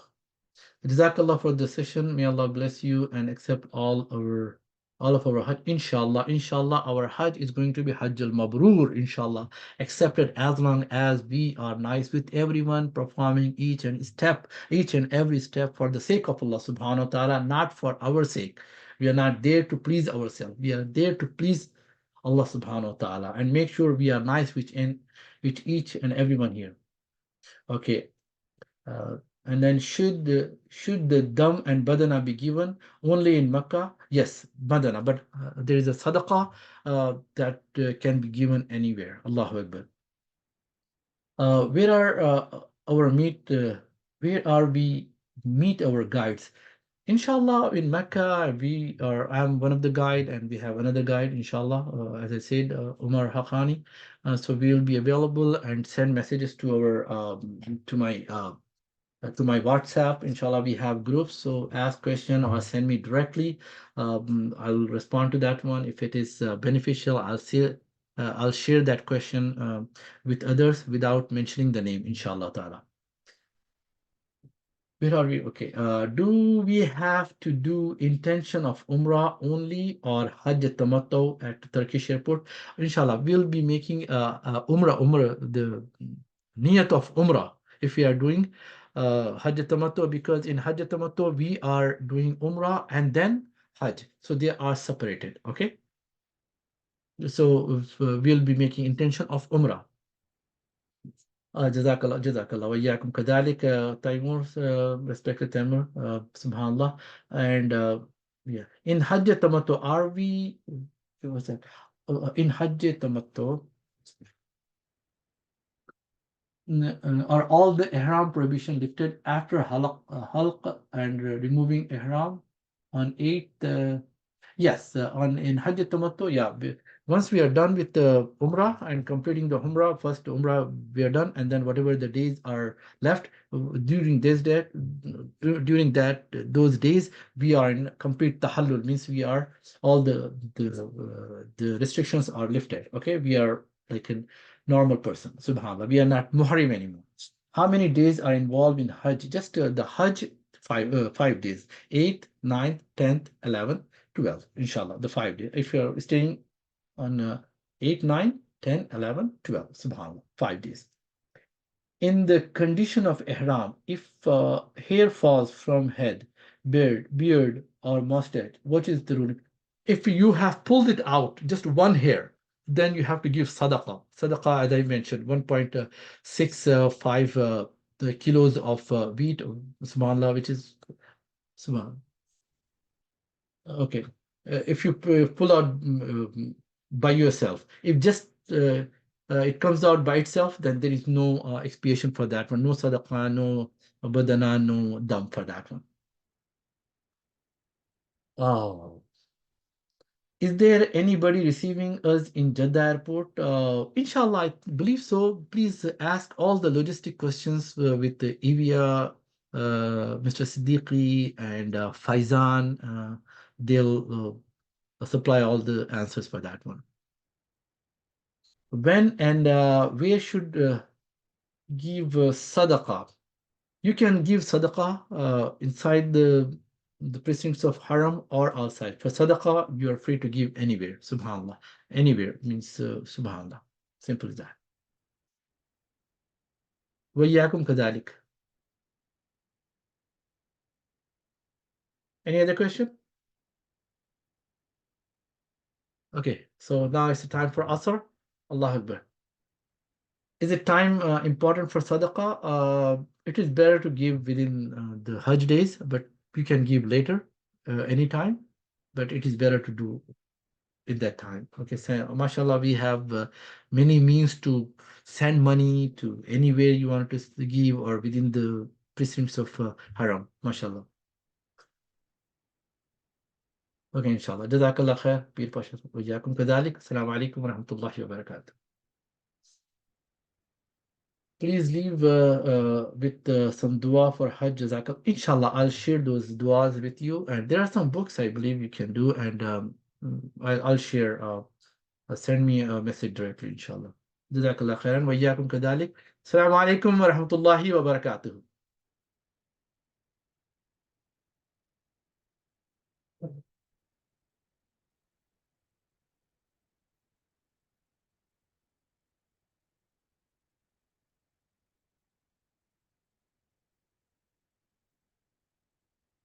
Wa iyyakum kadhalik wa iyyakum kadhalik.